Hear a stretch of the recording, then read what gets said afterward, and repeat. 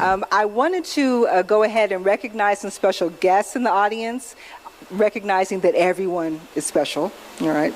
And so if I could, when I say your name, if you could just briefly stand and do a princess wave and not be mad at me after, then that will be good. First, I would like to recognize Ms. Janine Davis. You knew it was coming.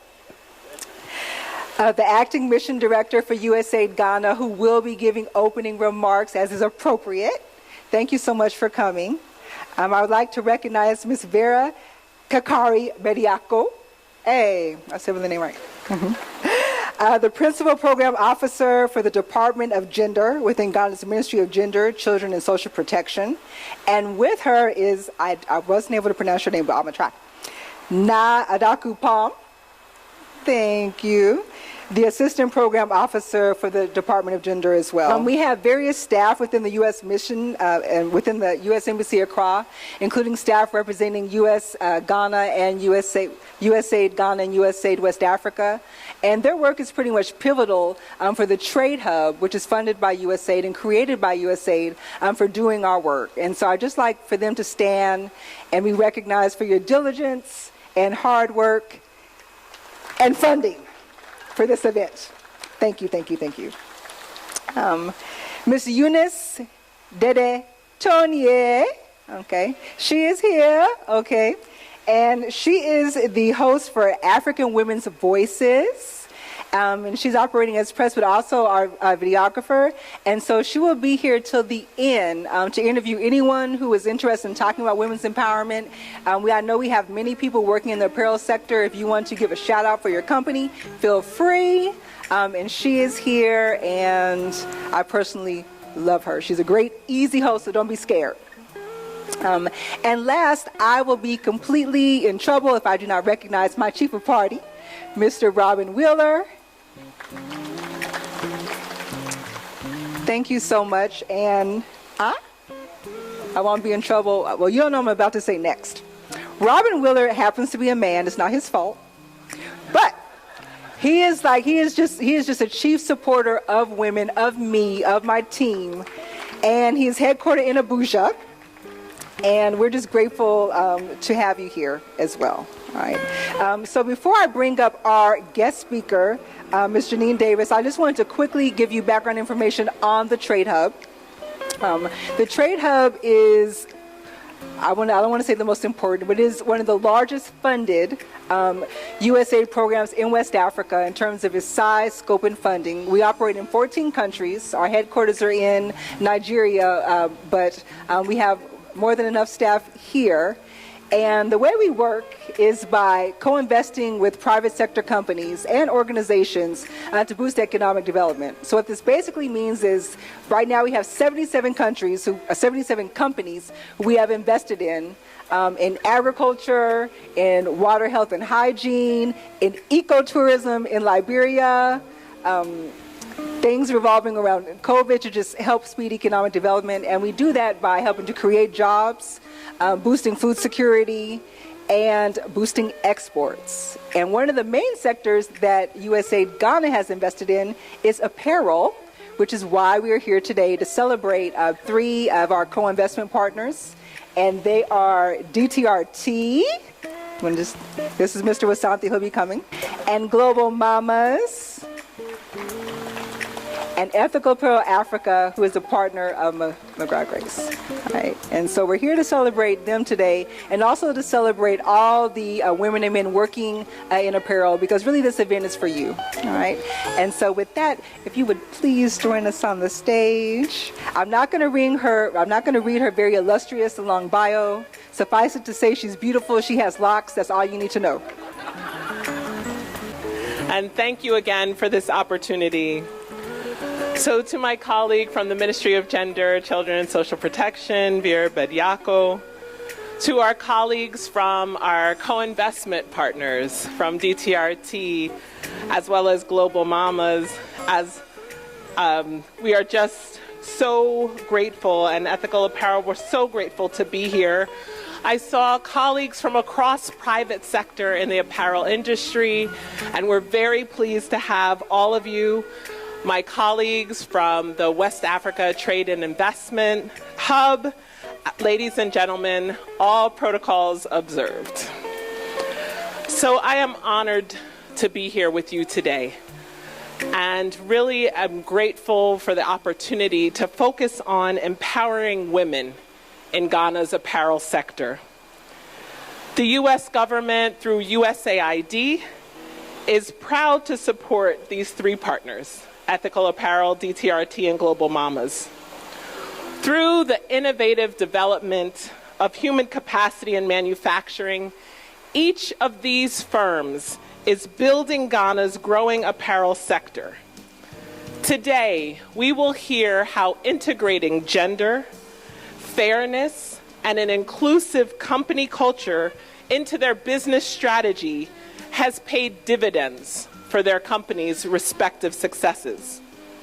We'll also hear how the United States, through USAID, has supported these efforts and partnered with the private sector to contribute to economic growth and mutual prosperity through trade and investment. There is a major shift underway in the $1.5 trillion global apparel industry. As many of you know, buyers are actively diversifying their supply chains and seeking more competitive price points outside of Asia. This is a tremendous opportunity for economic growth in Ghana, and particularly for Ghanaian women, who have proven to be integral to the success of these apparel industries. We've demonstrated the capacity to meet international quality standards at scale. To continue to do so, apparel manufacturers must be able to find, hire, train, and promote talented workers, outfit them with the right equipment, and build new manufacturing centers customized to produce apparel for a variety of discerning customers in Europe and the United States. This is where we step in. For example, in Koforidua, USAID is supporting Ethical Apparel Africa to create 800 new jobs. Can we pause and give them a round of applause? 800 new jobs, and train staff on efficient production practices at their upgraded factory facility. Ethical Apparel will use this factory as a model to showcase best practices to other Ghanaian garment manufacturers, also aiming to meet international standards. In Tema, USAID is supporting DTRT to expand its garment manufacturing operations and increase its exports to large international clothing brands, in the process creating 2,000 new jobs, mostly for Ghanaian women.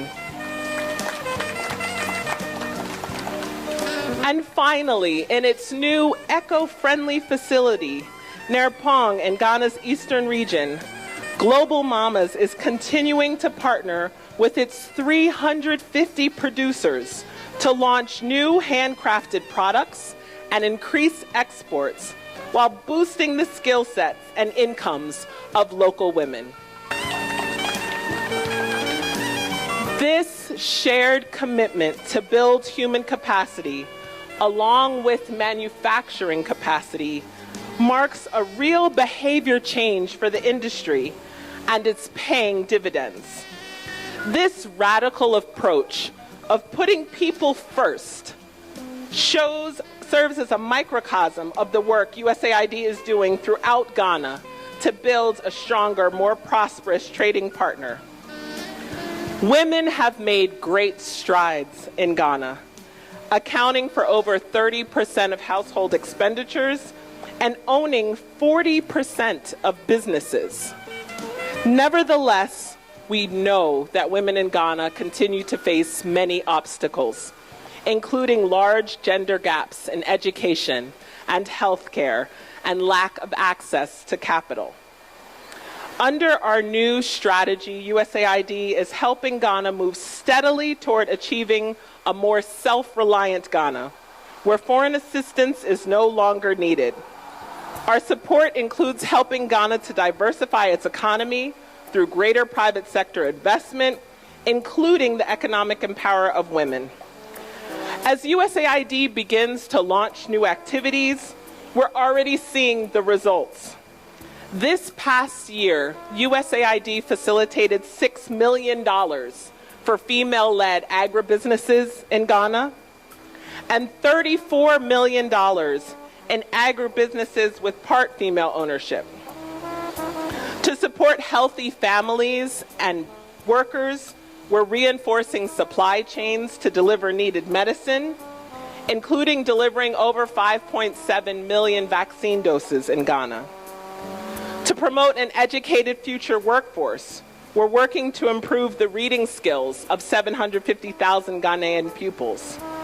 Over the next few years, we will train tens of thousands of women how to produce and sell crops or to run micro-enterprises.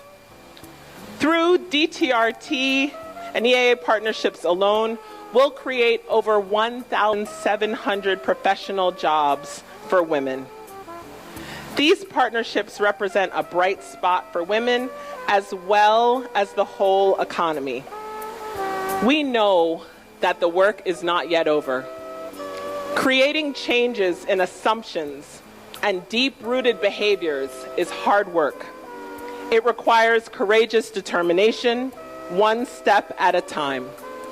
We continue to encourage all of our partners in private sector, in government, and the donor community to remain committed to this important work. And USAID commits to be with you every step of the way. Thank you for this opportunity, and thank all of you for all of your work.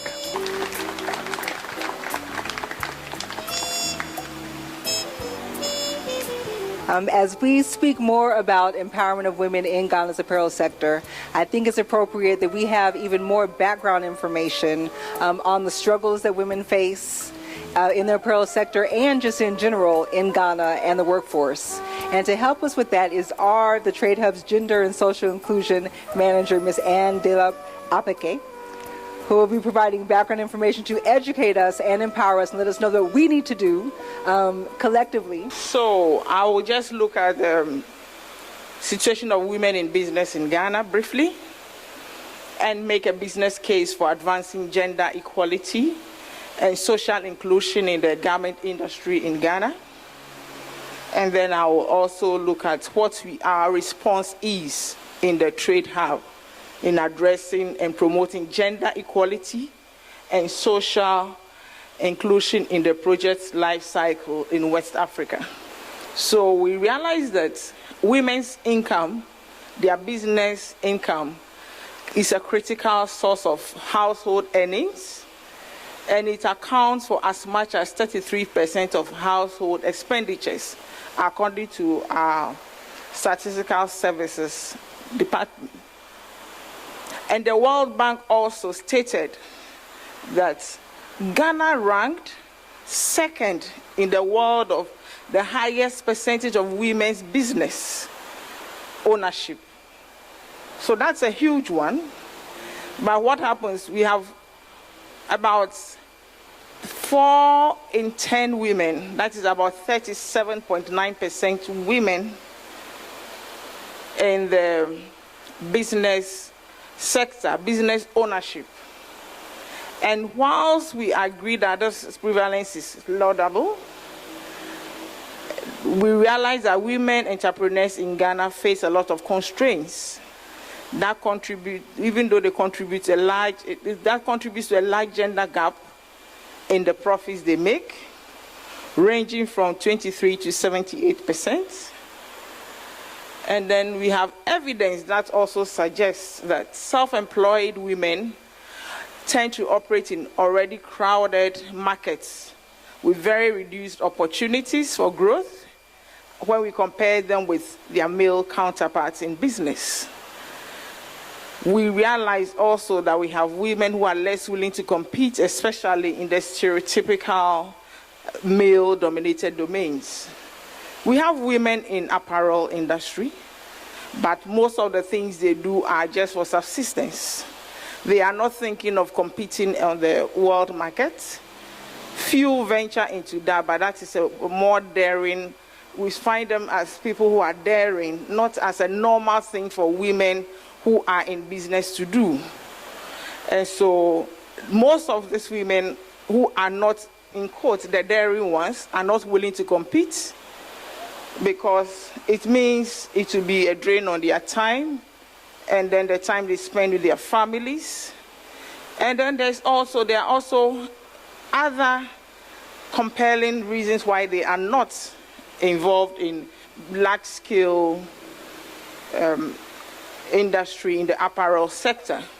The reason be that there are a high number of self-employed women who lack access to capital, credit, and long-term assets, which are the necessary things they need to grow their business. So they remain in the subsistence mode, and they struggle with an equal care burden. Women are caregivers in our part of the world.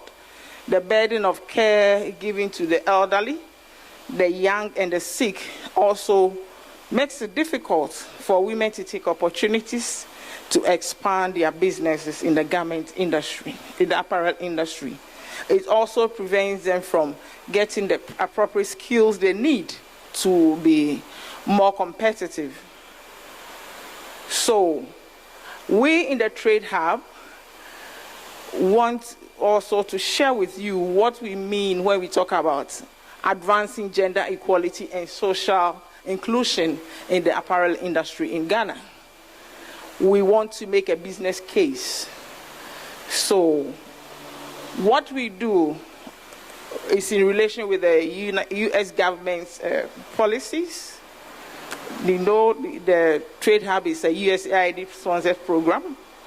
And so we look at the key policy directives that have helped also to make a difference in the lives of our partners here, who will be also talking to shed more light on what I'm saying. So we look at gender and women's empowerment, which is a key foreign policy of the US government in our approach to make a case, a strong business case for gender and inclusion.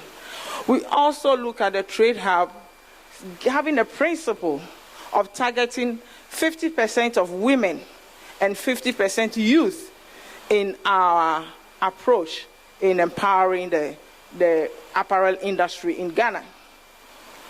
We insist on that with our partners.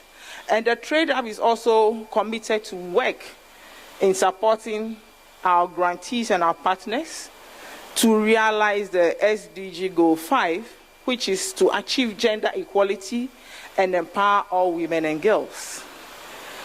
The other reason why we make a case, a strong business case for gender and social inclusion, is that the Trade Hub adopts 7 key principles that are guiding our project's design and implementation, which I will elaborate more on in the next slide, both internally and with our external partners.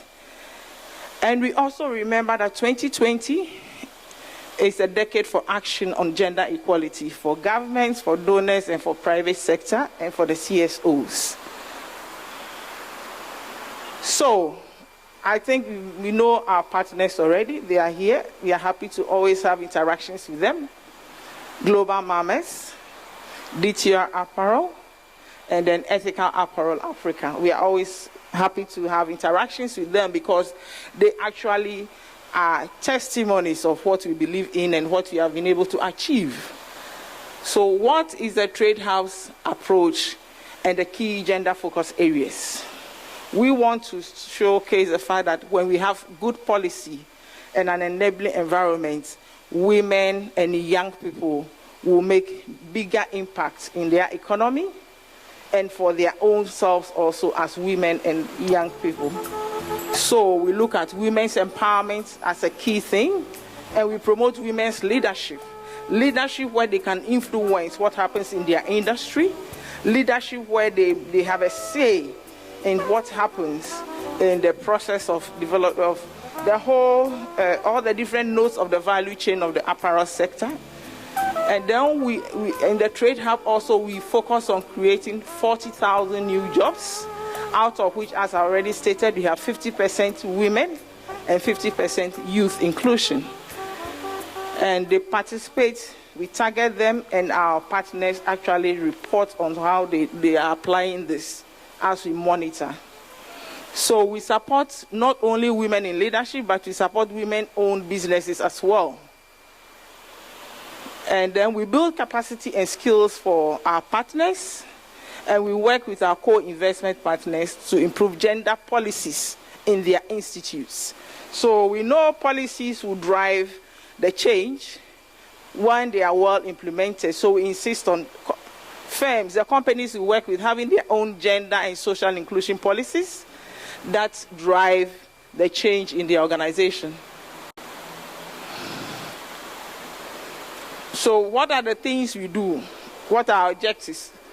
I'll just highlight a few. We also encourage our partners in their recruitment process to have, as part of their HR policies, a position on how they recruit and the number of women they recruit and where they are found in the organization. So women are recruited not for just any job, but there should be a number of women who are in the supervisory position in those firms, so that they are seen occupying the so-called non-traditional roles that men occupy. It is not a competition. It is also to find out the fact that women can also do that job. So in recruiting, we look for the best, and we bring those women into the companies.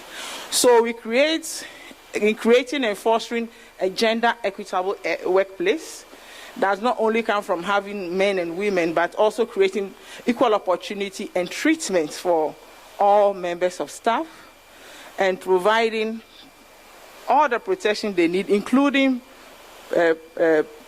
PPEs, protective equipments, where they are necessary, and then they have equal pay for work of equal value, parental leave for men and women. So the policies are policies that promote a safe place for men and women to work, and we also emphasize on having sexual harassment policies and other policies that pertain to harassment, that will make it easier for men and women to work in those environments.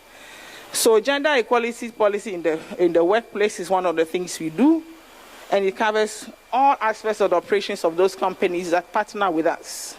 The next thing we do is also build capacity of our partners. As soon as your grant is approved, we take you through a lot of training programs. One of the components is the gender training, so that you understand where gender is located in your work. Even after doing the due diligence and giving you the guidelines, we still give the training so that our partners understand what we are saying, and we are all on the same page as we work towards achieving gender equality. I have already highlighted some of these things, so I'll just look at a few of the things on the extreme right. That's what we advocate for: gender wage equality. We advocate that companies have their sexual harassment policy, fair compensation policy, anti-discriminatory and harassment policies are in place, and also their recruitment policies promote and train, and it benefits women and youth in the organizations as well. So those are the things we do in the Trade Hub, and that is just to highlight the fact that we have provided an enabling environment for our partners to be able to achieve what we believe in. So I'll end here, and we'll take your questions later. Thank you very much for your attention.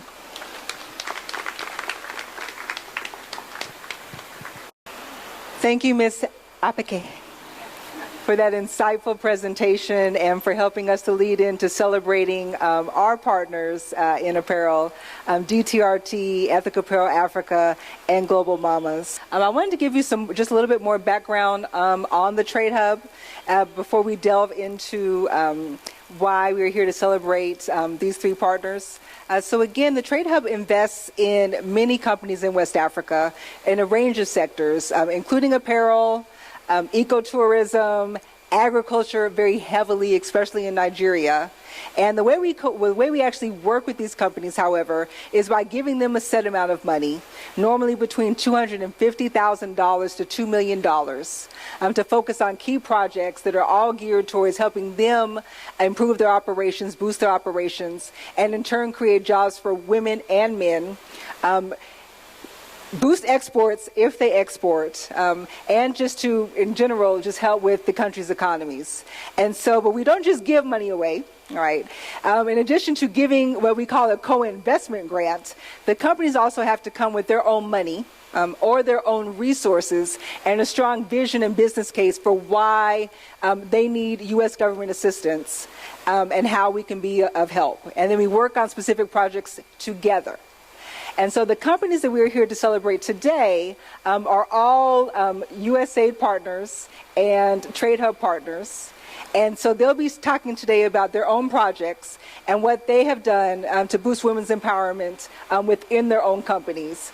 Because it's not just, they have to, like in order to even work with the Trade Hub and to work with USAID, you have to be committed to women's empowerment.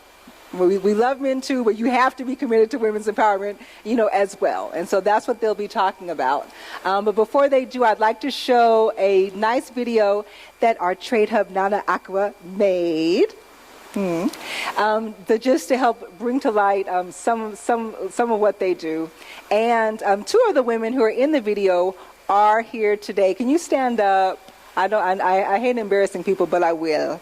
If you're in this video, could you please briefly stand up? Yes. Hey, there's another one. She's not standing up, but it's okay. All right, so if you could please prime the video.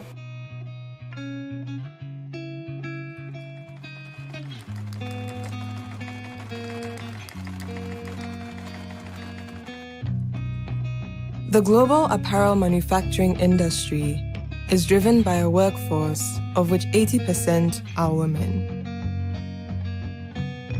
The USAID Trade Hub is partnering with DTRT, Ethical Apparel Africa, and Global Mamas through a combined $2.6 million in co-investment grants to redefine the apparel manufacturing landscape in Ghana. My name is Eje Janet. I'm 21 years of age. I've been in Margaret's for 9 months now. I'm an agenda champion at Margaret's garment industry. I like working in Margaret's because since I completed school, I was not having any job to do. By joining Margaret's, I can now sew a dress, full dress, and then I can earn money too as well. And I'm able to teach my fellow ladies who are not having work and who can't do anything. I am able to teach them so that they can make something for themselves. They don't depend on anyone. My name is Josephine Amonima in the warehouse department. I joined the company in April 2014. I was employed as a warehouse clerk, but over the years, through training, I've grown to become the assistant warehouse manager now. I was a shy type who always wants to be at the back, but through training and through the gradual promotion, I'm able to stand out to also manage people. Global Mamas is focused on the woman, so how the woman can make income and support her family. There are certain families where the woman is the breadwinner of the family, so these organizations should continuously support us because it's all about empowering us. I'm a woman, and I'm proud to say through Global Mamas, I'm able to support my family in a certain way. So I'll also be happy for other women to be able to support their family. Providing competitive pay, safe working conditions, on-the-job training, and career advancement opportunities, these partners are accelerating women's economic empowerment.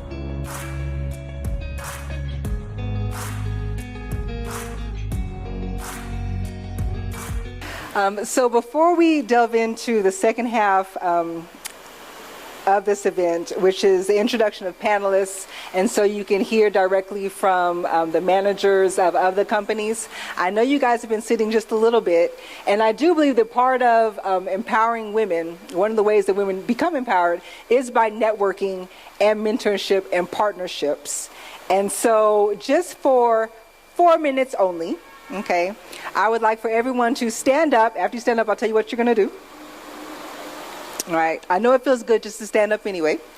Stand up, all right, and you're going to find one person who you did not come here with, who you do not know, who you haven't seen in the grocery store, and you are going to introduce yourself, okay, say who you are, who you work with, and then you're just going to share one quality that you think every empowered woman should have. One quality, one trait that every empowered woman should have. I'll give you 4 minutes. Someone you don't know, one quality, first thing that comes to mind, and you're good.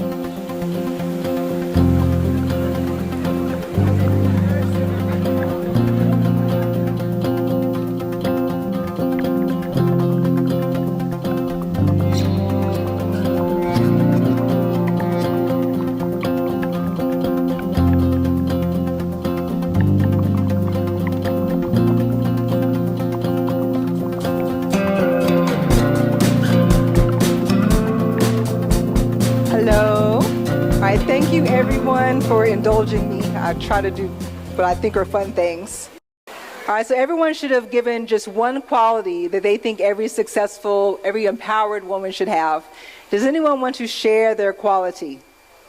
Hey, thank you. You don't even have to come back. My name is Rabina Okra, and my company is Winglow.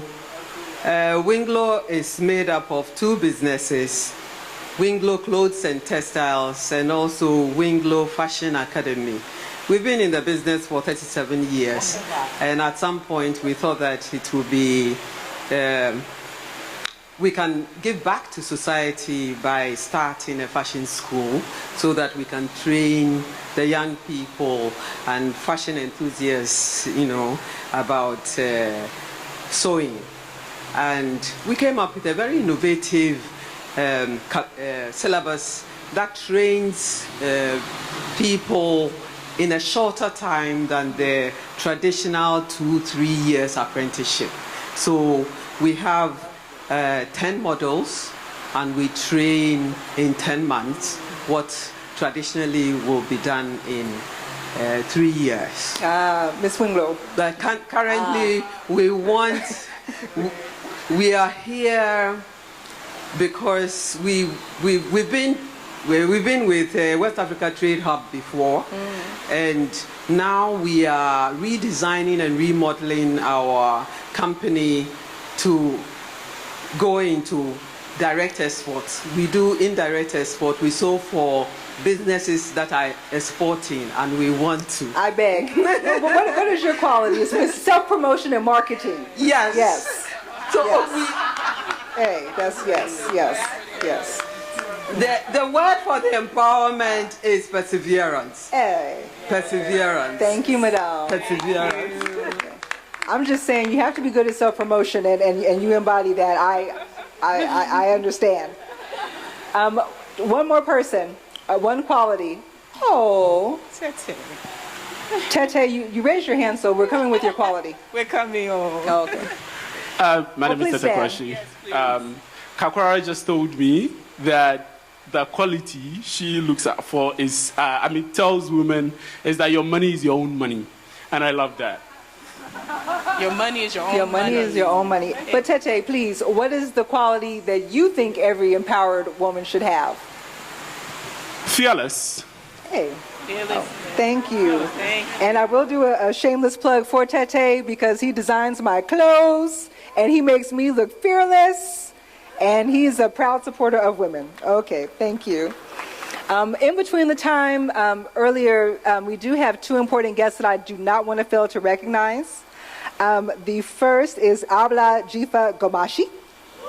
Please stand, madam. She's a member of Parliament of Ketu South and the former Deputy Minister for Tourism, Culture, and Creative Arts. And she doesn't know it yet, but she's my best friend, right? Okay. Okay. And with her, she has graciously brought Rita Soa. Please stand. The MP for Ladede Kotopong. She just wrote it, so Yeah, I try. I did good. Yes. Thank you so much. Thank you so much for coming to this event. Right. And so now, please let us welcome Mr. Ruben Kataku, who is with Ethical Apparel Africa. Good afternoon. My name is Ruben Achu Katako, the Senior Operations Manager for Ethical Apparel and Margaret's Garment Industry. I greet you all, and for my CEO, Karen Pybos, and I respectfully want to present to you what we do in our factory and how we have been supporting women for the past 3 years. And the case of Margaret has been to make sure all women that we bring on board are empowered. They are really trained, really taken through our policies, and having the open-mindedness to grab opportunities. And we continue to do that every day and every time that we interact with our workers. So I'll give a short history. So we started with 50 workers, and now we have 500 employees. And you can see we had empty with very small machines, and now we are already blowing the factory with women.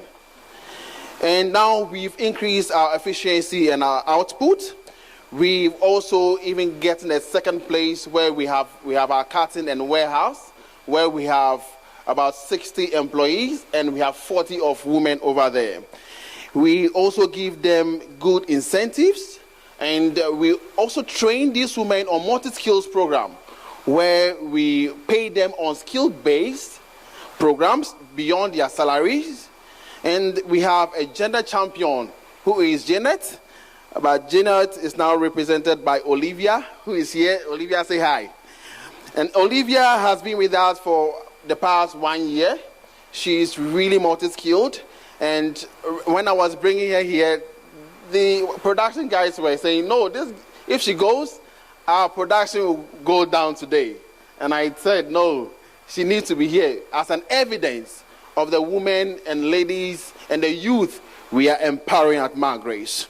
Training has been our focus and awareness beyond production. Indeed, we want to do business. Indeed, we want to get efficiencies, but we also want to empower people. We want to empower our women. So today we have about 70% of our factory being women. And to ensure they live healthily, we are improving our facility by refurbishing our toilets in the factories. We also ensure that we also take them through and make them aware of some things like compliance.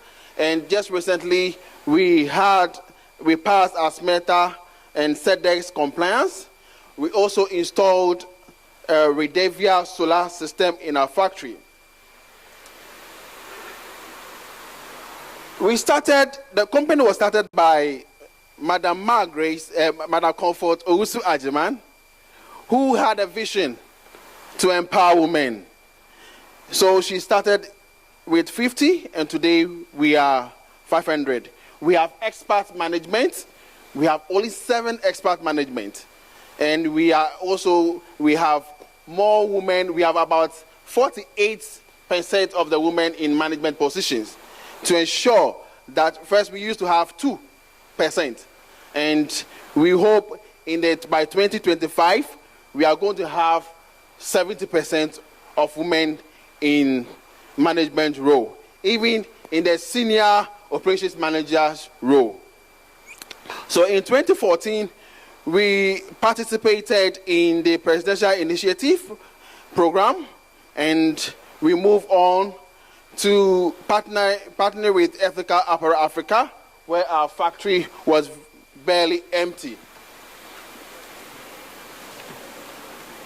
Our vision is to be most ethical, sustainable, efficient, and trusted apparel manufacturers in Africa.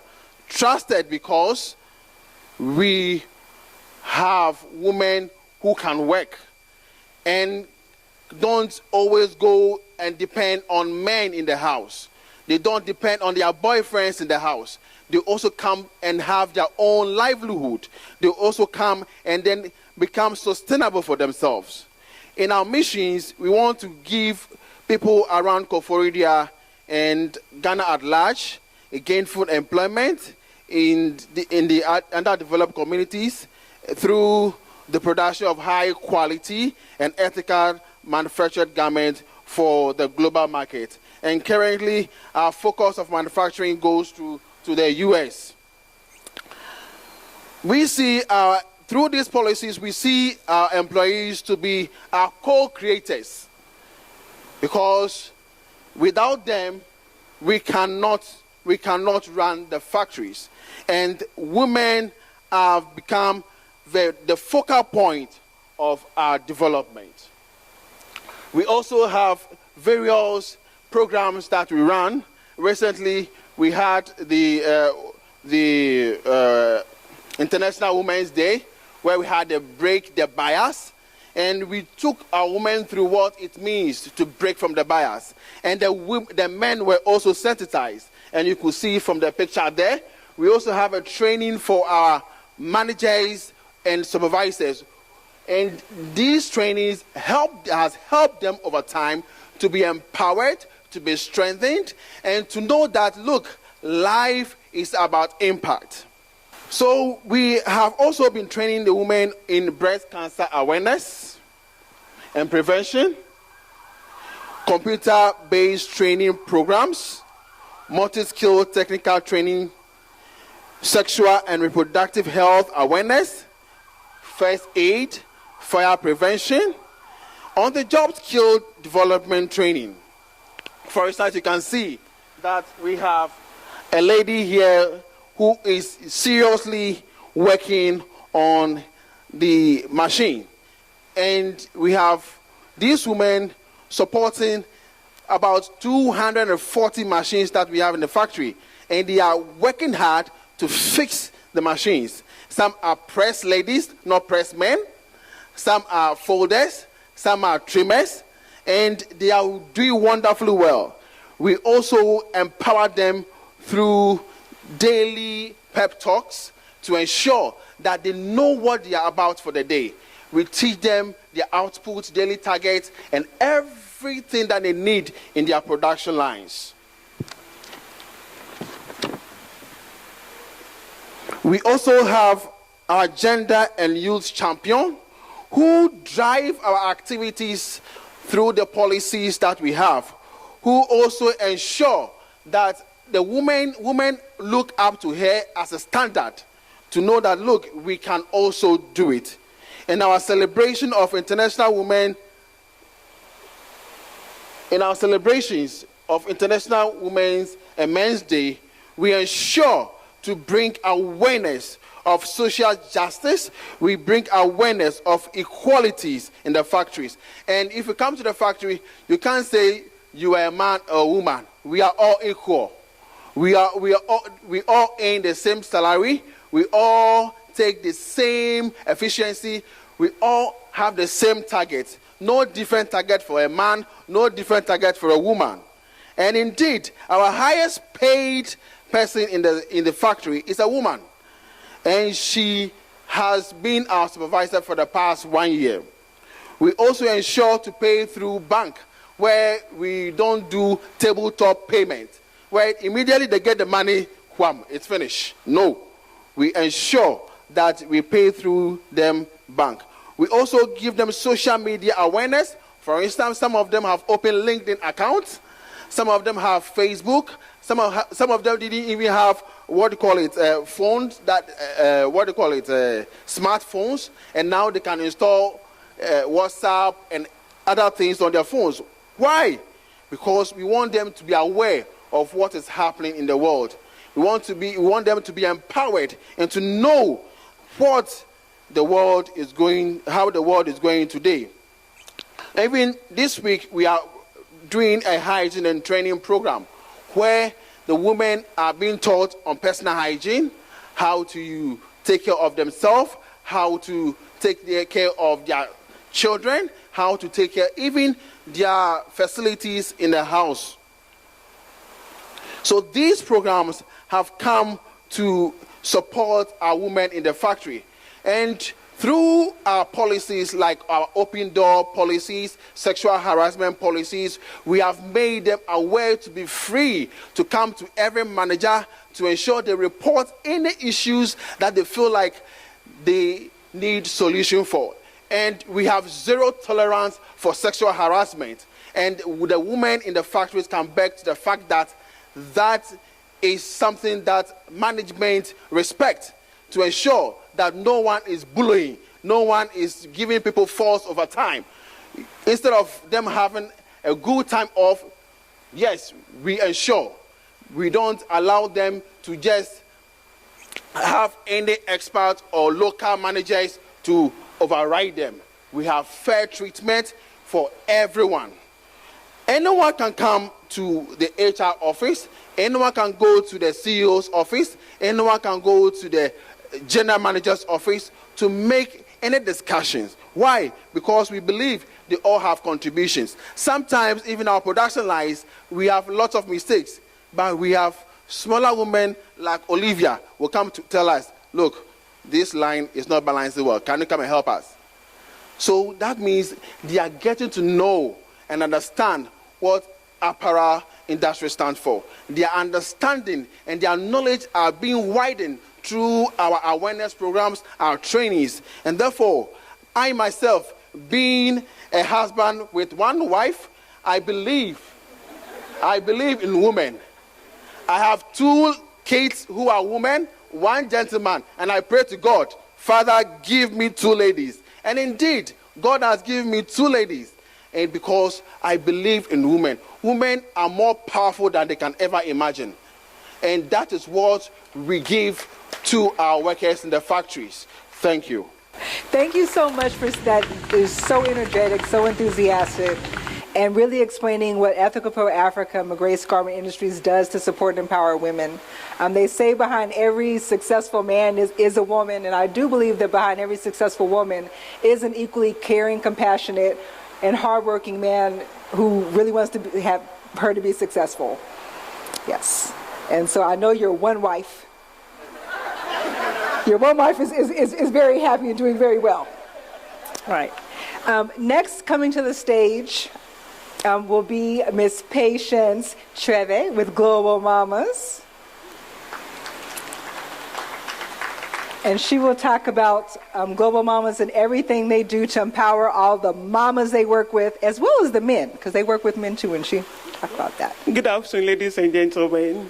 On behalf of Global Mamas, we want to render our profound appreciation to USA, Ghana, Prosper Africa, and West Africa Trade Hub for great support they've given to Global Mamas up to today and beyond. So thank you very much. So I want to share a little bit about Global Mamas, our mission. Global Mamas community works together to create a life of prosperity for African women and their family. We do this by creating and selling handmade products of the highest quality. So our community is made up of donors, customers, volunteers, producers, and staff. We all come together to produce something like what I'm wearing. Isn't it beautiful? And we create of the highest quality. We want our customers to have pride in what they are wearing. So we make sure that the product that goes out is of the highest quality and you don't have to come back again. The product that we produce are apparel, accessories, home decor, jewelry, skincare, paper, and packaging. These are some of the products that you've seen people wearing over there. And Global Mamas is also World Fair Trade Organization. It's a member of World Fair Trade Organization. That means that all the product that we produce is secured. So customers can buy it without any difficulty. It is socially responsible. It is economically and environmentally friendly. So all this ensure that the customer is buying a product that is being treated fairly, and it will encourage other repeat business as well. Good leadership. Global Mass Leadership is made up of 90% women. Global Mass Leadership is a team.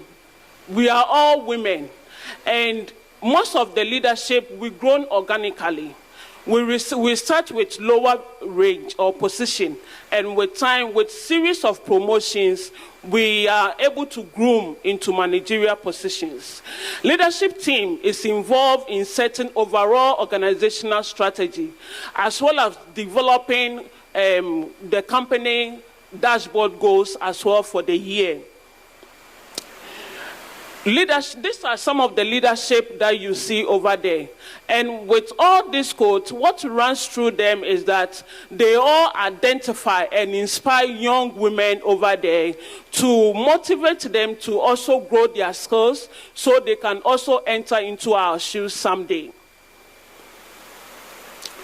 Women as a leader. As women overcome the social and economic ties that bind them to the confines of gender social stereotypes, women becomes agents of change. They change, their children change, their communities change, and eventually their nation as a whole also change. Social norms change through the emergence of women leaders who pioneer previously forbidden territories by shifting the paradigm, and ensuring sustainability in creating communities that are inclusive and supportive of all its members. Inclusive economies where women's voices are heard and contributions are recognized, not only result in increased social and economic well-being, but also create overall change where growth works for everyone and human dignity is centralized. Access to decent job in health environment allows a woman to be proud of the work she does and confident in her capabilities as a provider and caregiver. Confident women run more profitable, more productive businesses and are able to strive when faced with adversity. Now let's look at Global Mass project with USAID Hub. We are looking at the project goal. And the Women Rising, Global Mass aims to build a more resilient organization by developing alternative income streams through product diversification and targeted marketing efforts in order to return sales to pre-COVID sales and position the organization for growth, which in turn will preserve existing jobs and create new jobs through and beyond COVID-19 crisis.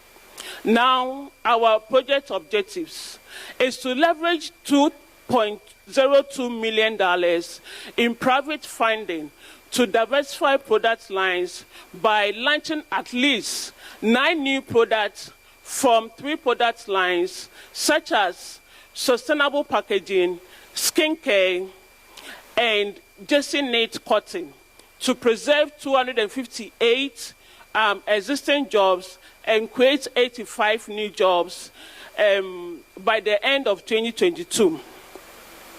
Recovering exports and domestic sales to the pre-pandemic level of nearly $1.17 million by the end of 2022 through new targeted marketing efforts to sustain employment. So with Jesse knit cotton, these are some of the products that we'll be producing: tank top dress, Emi dress, kimono dress. With a new work from home culture, customers have begun to prioritize comfort and flexibility. Global Mass has worked exclusively with calico fabric, like what I'm wearing. And traditionally, this is what batikers will work with, the calico fabric. And Global Mass has worked with calico fabric for over 20 good years now. So we believe that customers have requested this knit product for a decade now and only use 100% GOT certified fair trade cotton. What we are doing for our women to be able to adopt this new strategy is that we are training our seamstresses to work with this new material and also be able to work with the new machine that we are going to use to sew the knit. Now, water hyacinth. Water hyacinth is the main raw material in Global Warmers packaging line. Water hyacinth is considered one of the world's most invasive species, negatively impacting both aquatic species and the people that depend on the water bodies for their livelihood. Using water hyacinth improves both the, biodiversity and livelihood. Global must work with 5 communities to harvest these raw materials in eastern regions, specifically Congo. So let's watch a small video. This is one of the community harvesting water hyacinth or the weeds to come up with products such as what I'm holding, and then this one bags as well.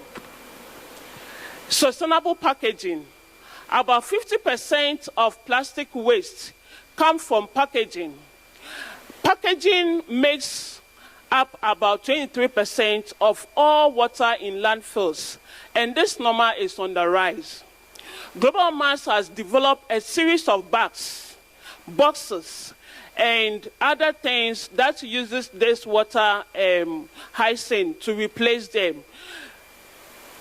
A sustainable conferencing line has also been developed that includes items such as water hyacinth journals, lanyards, and name tags. So when you come over there, we have all the journals over there. Name tags like what you are wearing, it's being developed from water hyacinth.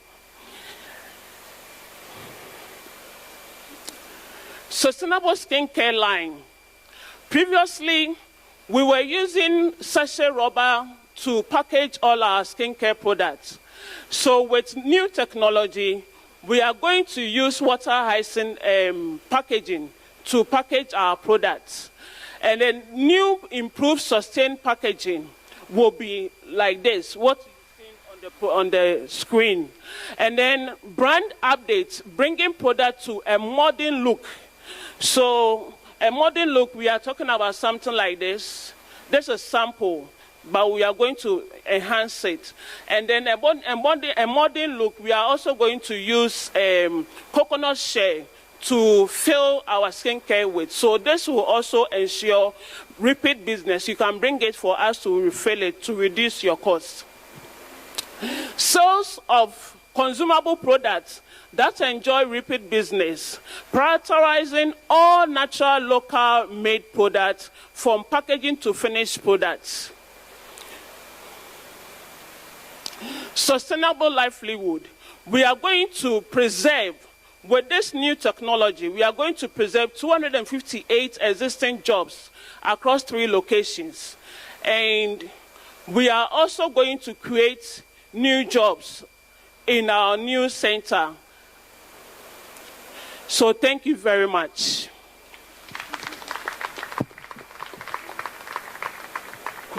All right, thank you so much, Ms. Patience Trev. All right, I know your title says Human Resources Director, but you're really an ambassador for Global Mamas.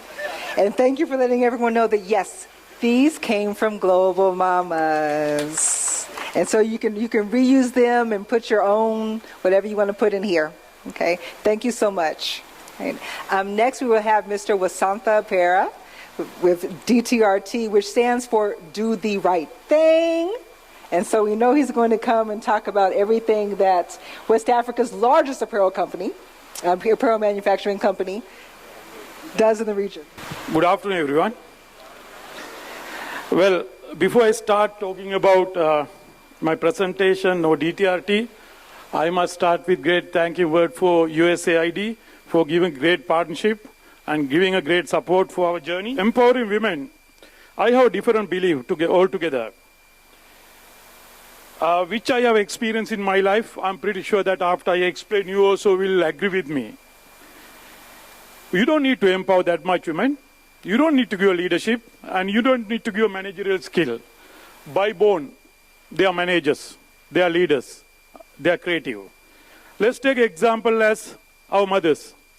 By the way, I lost my extra energetic mother 3 months ago. Please pray for her. Why I said that, when we birth, at the birth, when she give the birth, without having any medicine degree, and she know what time to give a domestic medicine, what time to diagnose, what is the symptoms, what time to take into doctor. Let's talk about her mentoring skill. From the day one until you become teenage, she is a good mentor. After you cross the teenage, she will become good advisor. And a teaching skill, much greater than to my teachers all my teachers ever I met in my life. Otherwise, I won't be here. And let's see, she doesn't have economic degree, but she's a great economist. And she's a great accountant, and she's a great finance manager at home. She manages all finance. Let's talk about your wife. Gentlemen, she is only second to God. She can make your house to sweet home. But if you mess around, she can make heaven into hell too. Right? So she has got all the ability. And you can't forget daughter. I have got daughter too. And from even a small stage, the little daughter is very creative. She has got great skill to manage all of us being fathers. And she knows where to change, where to tap, how to change, and how to ask things, how to get the job done. She gets this leadership when she, even during small age. So this is why I believe that they have got the great leadership. Okay, with that note, I would like to get into a DTRT side, talk about a little bit of business and USAID support. This is our vision. In a nutshell, is to do the right thing. So we continue to do the right thing as a company. Right. The company founded in 2013 with two executives, Skip Richmond and Mark Hansel, together with the great entrepreneur in this country, Salma Safilu, who is supposed to be here. Not sure whether she was not well in the morning. I don't think Salma has turned up. Well, currently we have two locations, production location. One, thank you, my friend. One in Accra. We have 3,000 staff, associates. And we started recently another factory that's in Tema. Within 3 months' time, we managed to cross 600 people in Tema too. Also, we have done about $22 million US turnover last year. And we will have a very aggressive growth. And this year we will cross 40 million. And we'll be top 5 vendors in whole Africa region and number 1 obviously in West Africa. And not only that, with the support, great support from USAID, we will be ending up by 2022 with 1,500 to 1,800 staff. And also we are going for a brand new setup, green facility in Tema again. We will have a 60 double shift sewing line, which will have about 5,000 people. By doing that, 2025, we will be achieving over 125 US dollar turnover and about 8,000 associates by 2025. And the greatest news is we will be able to we are already liaising with very prestigious customers, besides our existing great customers like Sunman TCP, Calvin Klein, and Under Armour. They will be visiting next month to our factory, and Walmart and PVH. I'm sure that all West African will be very happy to take Ghana name, made in Ghana name to US.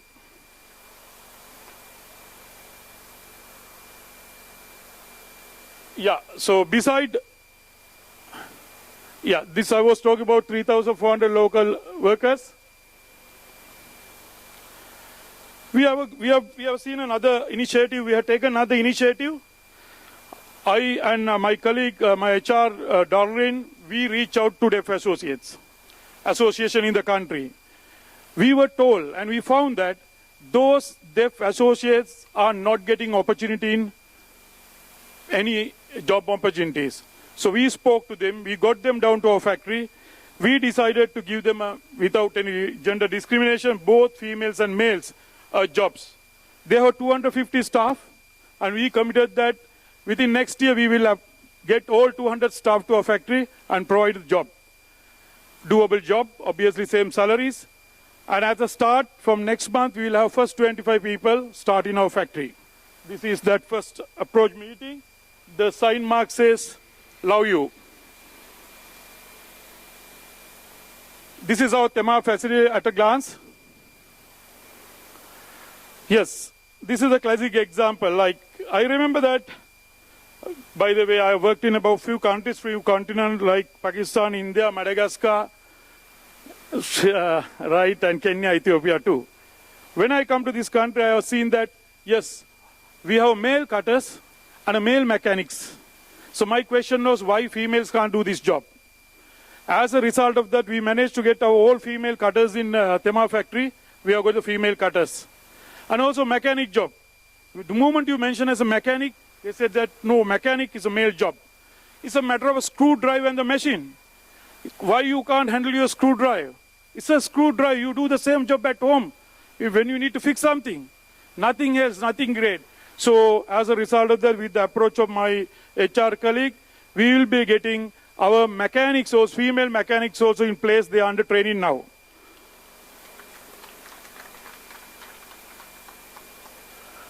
These are some of the snapshots of our factory, supporting for female employees. She is our partner, local partner, Salma Safilu, your friend. Yes, women empowerment.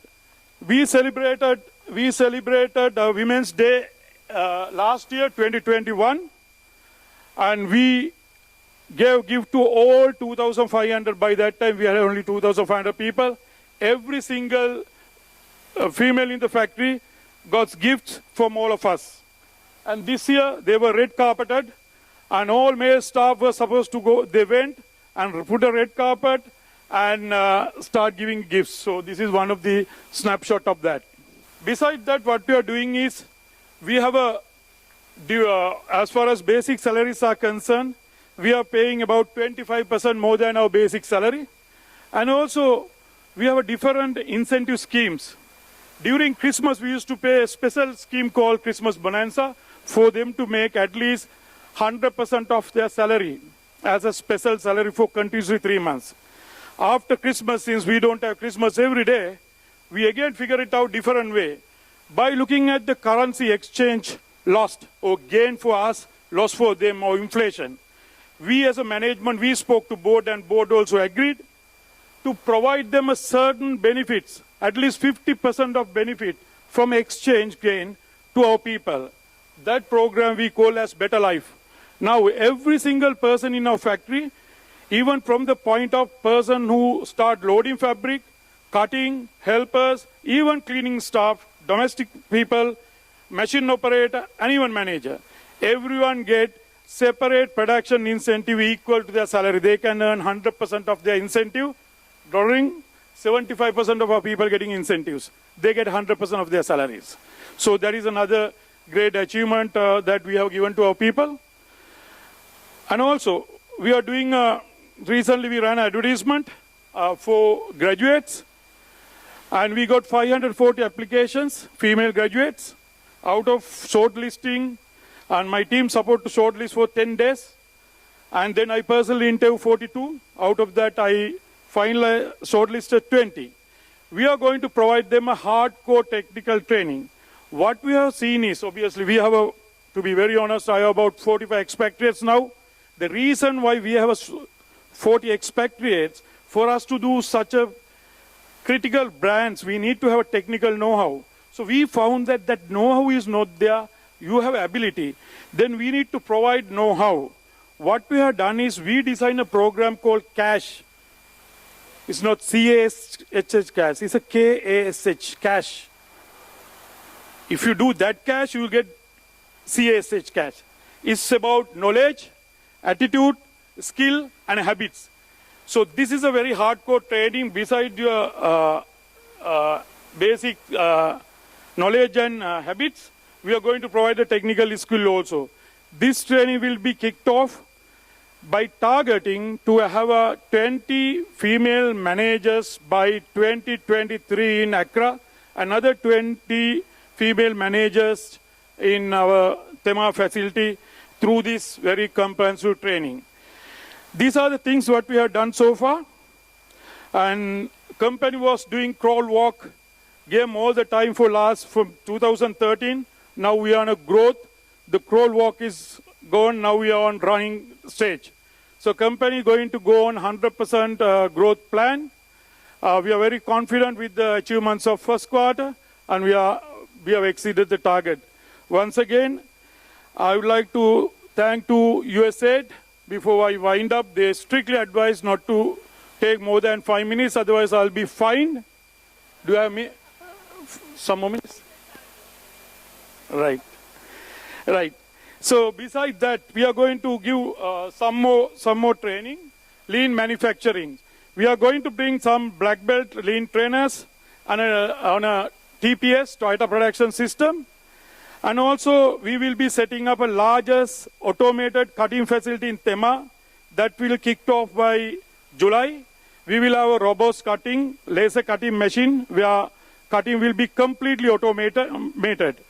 But by doing automation, we'll ensure that we will not even lay off even a single person from that, because we increase our cutting capacity. What does it mean? I increase my sewing capacity and I reallocate the jobs. So these are the things what we are doing right now. And while I thank you to USAID again and all of you, thank you very much and wish you all the best. Thank you. I thank you for that powerful and insightful and humorous presentation. I see why they brought you down, and I really appreciate you.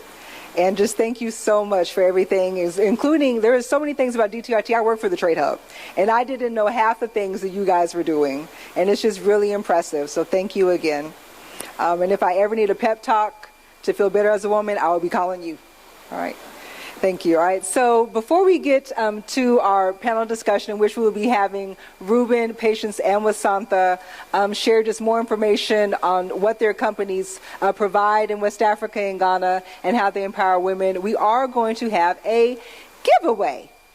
And for that, Tia and Nana will handle that. So Global Mamas, DTRT, and a few apparel companies that are present are providing giveaways, and I'll let you girls take it.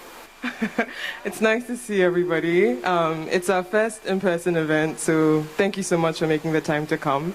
My name is Nanekia. I'm a communications specialist with the Trade Hub. And like Charles mentioned, we wanted to appreciate everybody for coming, and our co-investment partners were so kind as to provide something that we can give away. So if you pick up your folder and you look on the left behind the sheets that you have there, if you have a star in your folder, you are a lucky giveaway winner. Okay, great. So we'll just go through the numbers, and then if you are a giveaway winner, we'll just have you stand and introduce yourself and tell us what company you're here from. Okay. So please, if you have the number, you'll just stand and share your name and your organization. Thank you. So who has star number 1? Number 1. Oh, it's okay. Just share your name. Okay. Hello, everybody. My name is Victoria Kla, and I am a brand and marketing manager for Winglow Clothes and Textiles. So I came here with my boss, and we are so glad to be here. Thank you so much. And she wins something from Global Mamas. Okay, who has star number 2?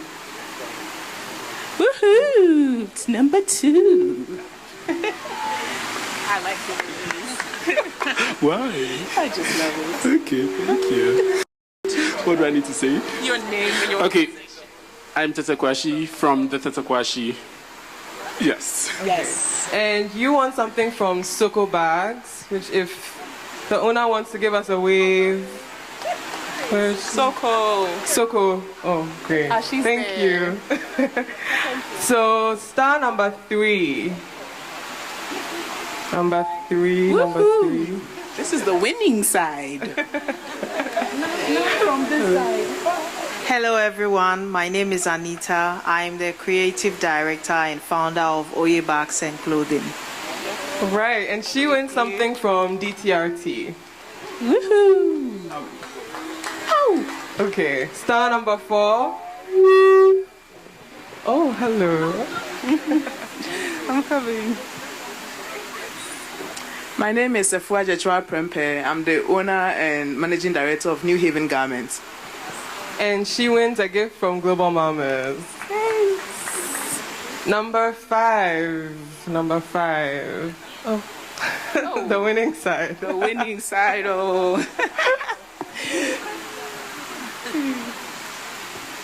Hello, my name is Fulera Seidu.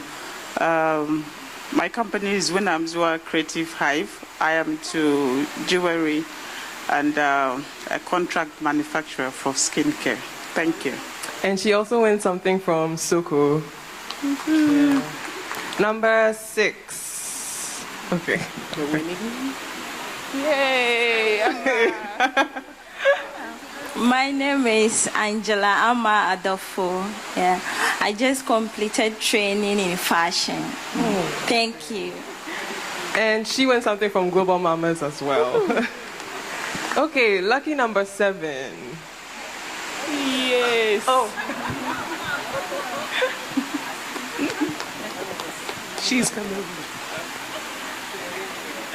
Hello, my name is Yab Irago. I am the CEO and founder of Soko Bags. So we make eco-friendly bags from cotton and also jute.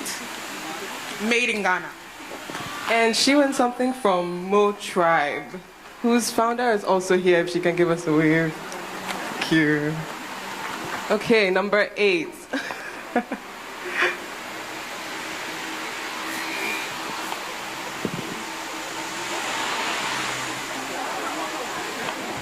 Hello everybody, my name is Evelyn Amfo. I'm with USAID West Africa.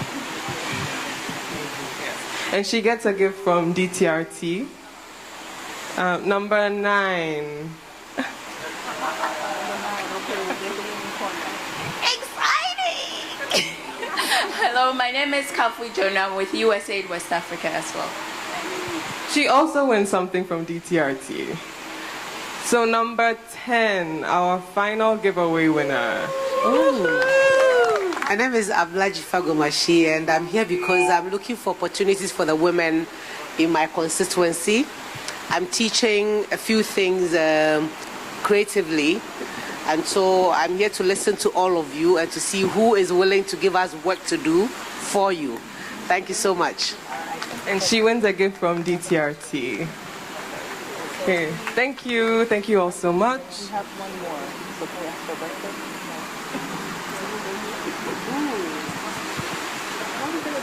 So we actually have one surprise extra giveaway.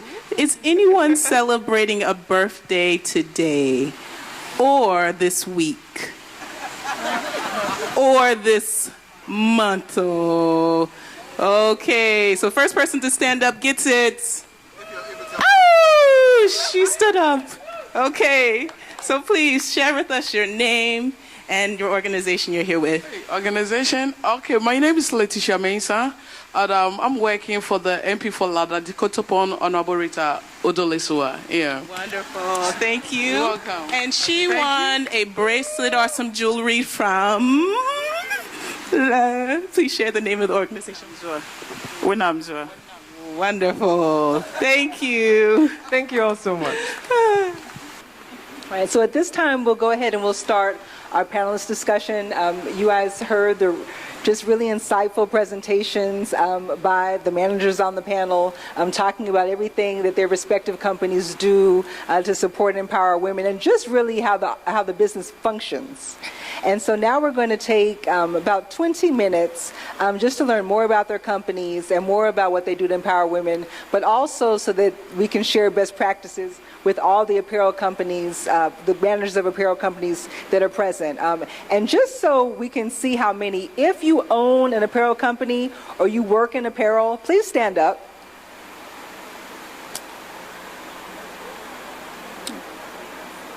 All right, thank you. Okay, thank you so much.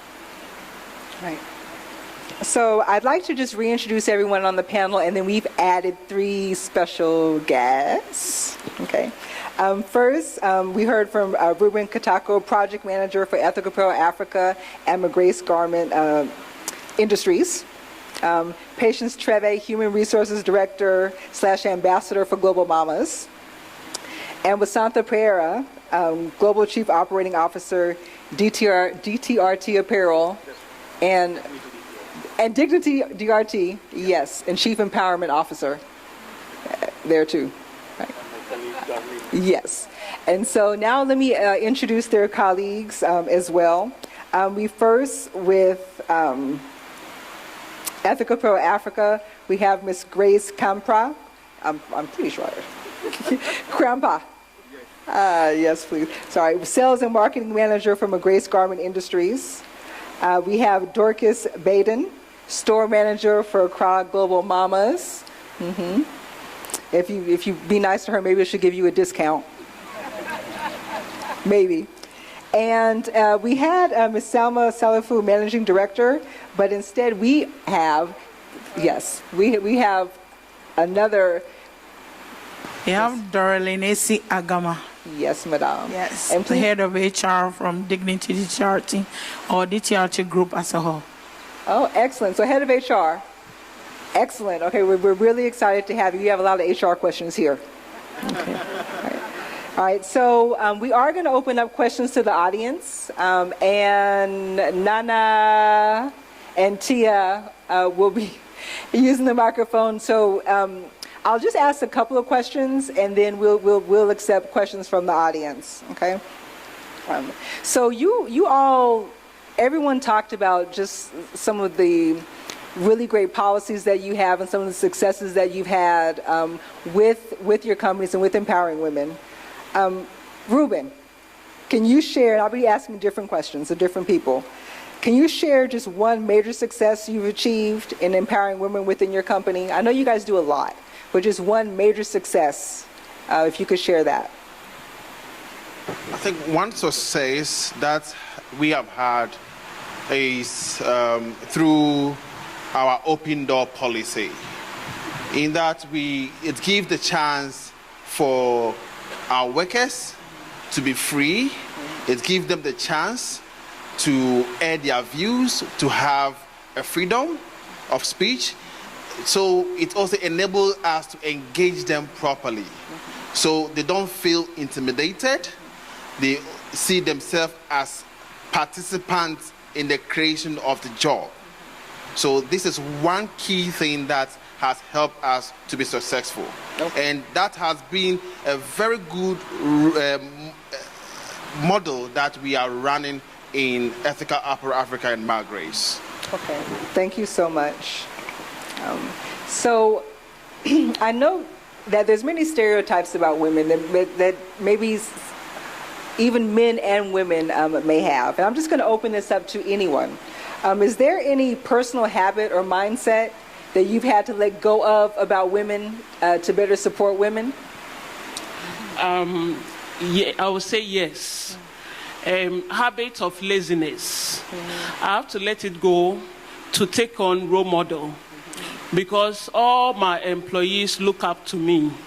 And if I'm not role model in time keeping, I'm not role model in hard work, there's no way productivity will go on.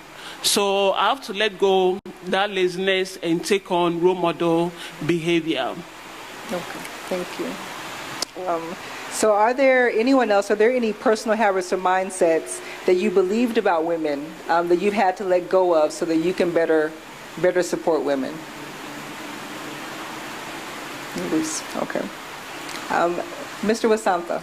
All right, so DTRT Apparel is one of I believe the largest apparel company in West Africa, which means you guys have money. Yay, you have a good bottom line. But multiple studies have shown that companies that prioritize ensuring women have equal access to opportunities perform better than their counterparts. And do you think this is true for your company, that ensuring support of women has helped you perform better? Oh, certainly, yes. So what we believe is even not only women, any associates in the company, for all the managers to fundamentally believe that our associates are paying managers' salary, not that board of directors are paying managers' salary. Moment you start thinking about that concept, that philosophy, you will start making sure that you will look after your associates well, otherwise they will not pay your salary. What does it mean? If they work hard, you get your salary. For them to work hard, you have to support them, you have to empower them. So this is what we believe fundamentally, and it's worked for us. Thank you so much. I'd like to ask a question of Miss Grace. So we've talked about everything that we're doing to support and empower women, but we obviously know that women face many challenges, right? What do you think is one workplace challenge that you believe most women in apparel face? Just one. I personally believe it's freedom of speech. Freedom of speech. Just like Ruby mentioned, in my Grace, we try to instill in them that whatever you have in mind, you can ask. Don't be afraid or don't be intimidated that you'll be victimized. So for me, it's freedom of speech. Thank you so much. Ms. Dorcas, could you answer the question as well? What is one major challenge you think that women in apparel generally face? Thank you. For my experience working with Global Mamas for the past few years, I think child care, because after maternity leave, women find it difficult to come back to their work, and also sometimes even leaving their babies at a crèche school, or even finding somebody to take care of them in the house is a very difficult one. Moving from one place to another to leave a child with a family or a friend or something is very hard. Sometimes people don't feel comfortable leaving their babies with any other person, even in a crèche, or unknown person taking care of the baby in the house. So sometimes they have to resign from work, maybe for about a year. Then sometimes they reapply after the year. If they still have their job, why not? Global Mamas take them. So I personally see the childcare as the most challenging thing for a woman. Thank you. Thank you so much, Dorcas. Would you please pass? Oh, you have the mic already. Excellent. All right. So DTRT has a lot of policies in place to support and empower women. What is one policy that you think every apparel manufacturing company should have in place to support not only women, but just to support workers? I think zero tolerance to any form of harassment. It's a policy that every apparel or every company need to put in place to ensure that people come to work liberated and happy to do what they can do best. Most of the time, we have the apparel industry having a lot of women in there. Aside the sexual harassment, we have different forms of harassment that goes on because of the diverse cultural people from different angles. So in terms of zero tolerance to any form of harassment, it's a key policy that every company needs to put in place to ensure a very serene working environment. Thank you. Thank you so much, Madam. So I think in every presentation, everyone touched on how you all offer trainings that are not just on sewing, but it's like to further enrich and provide skills. And so I wanted to first start with Ethical Apparel Africa, Ruben and Grace. So I saw that you guys you educate staff on sexual and reproductive health and hygiene. And help them learn computer skills. Just in your own words, why has offering such training, not directly related to their, the actual work, why has that been important, and how has it benefited your company? I think it's about livelihood. And if they are healthy, I believe they can work properly and have a very standard peace of mind to give in their best of inputs. So we put in these social interventions to ensure that they are well empowered mentally, physically, and then they come to work, they are only focusing on the job, not focusing on their health, because it has been dealt with already. We have impacted the knowledge that they need to have about their health. So they don't need to focus so much when they come to work on their health, because already we are taking care of it. We have an in-house nurse, we have first aiders, and at the same time, when they go home, then they can focus on other things. So we want to give them the best of knowledge that they can have to ensure they are really productive at the workplace. Okay. But what would you say to companies that say we really need to protect our bottom line, and the training is too much, and the in-house nurse, why would I invest in that? What would you say to companies who just feel like it's too much to invest in for that? I don't believe it's too much investment, because you are dealing with people and they all come from different places. That's why we have the diversity program. So we need to ensure that everyone coming from different places are having the same mind as we want to increase our revenue. So we need to ensure they are healthy, they have a very good balanced life, so they can be productive at the workplace. Thank you. All right, so I'm just going to ask a few more questions for each person on the stage, and then we will open it up to questions from the audience. And so if you do have a question, you could go ahead and, as we're talking, just raise your hand so that Tia and Nana will know. Okay. So I'm still on with you, Miss Grace.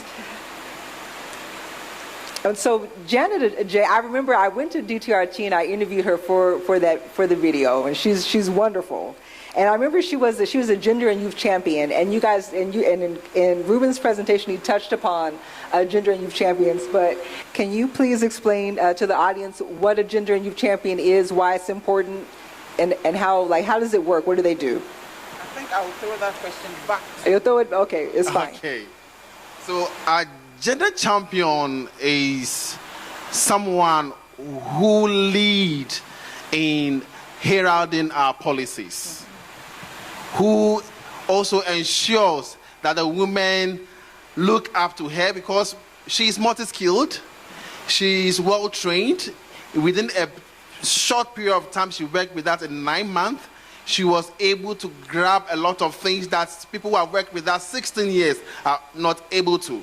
So we chose her to become a role model to champion the cause of the factory, the cause of women, and the cause of management.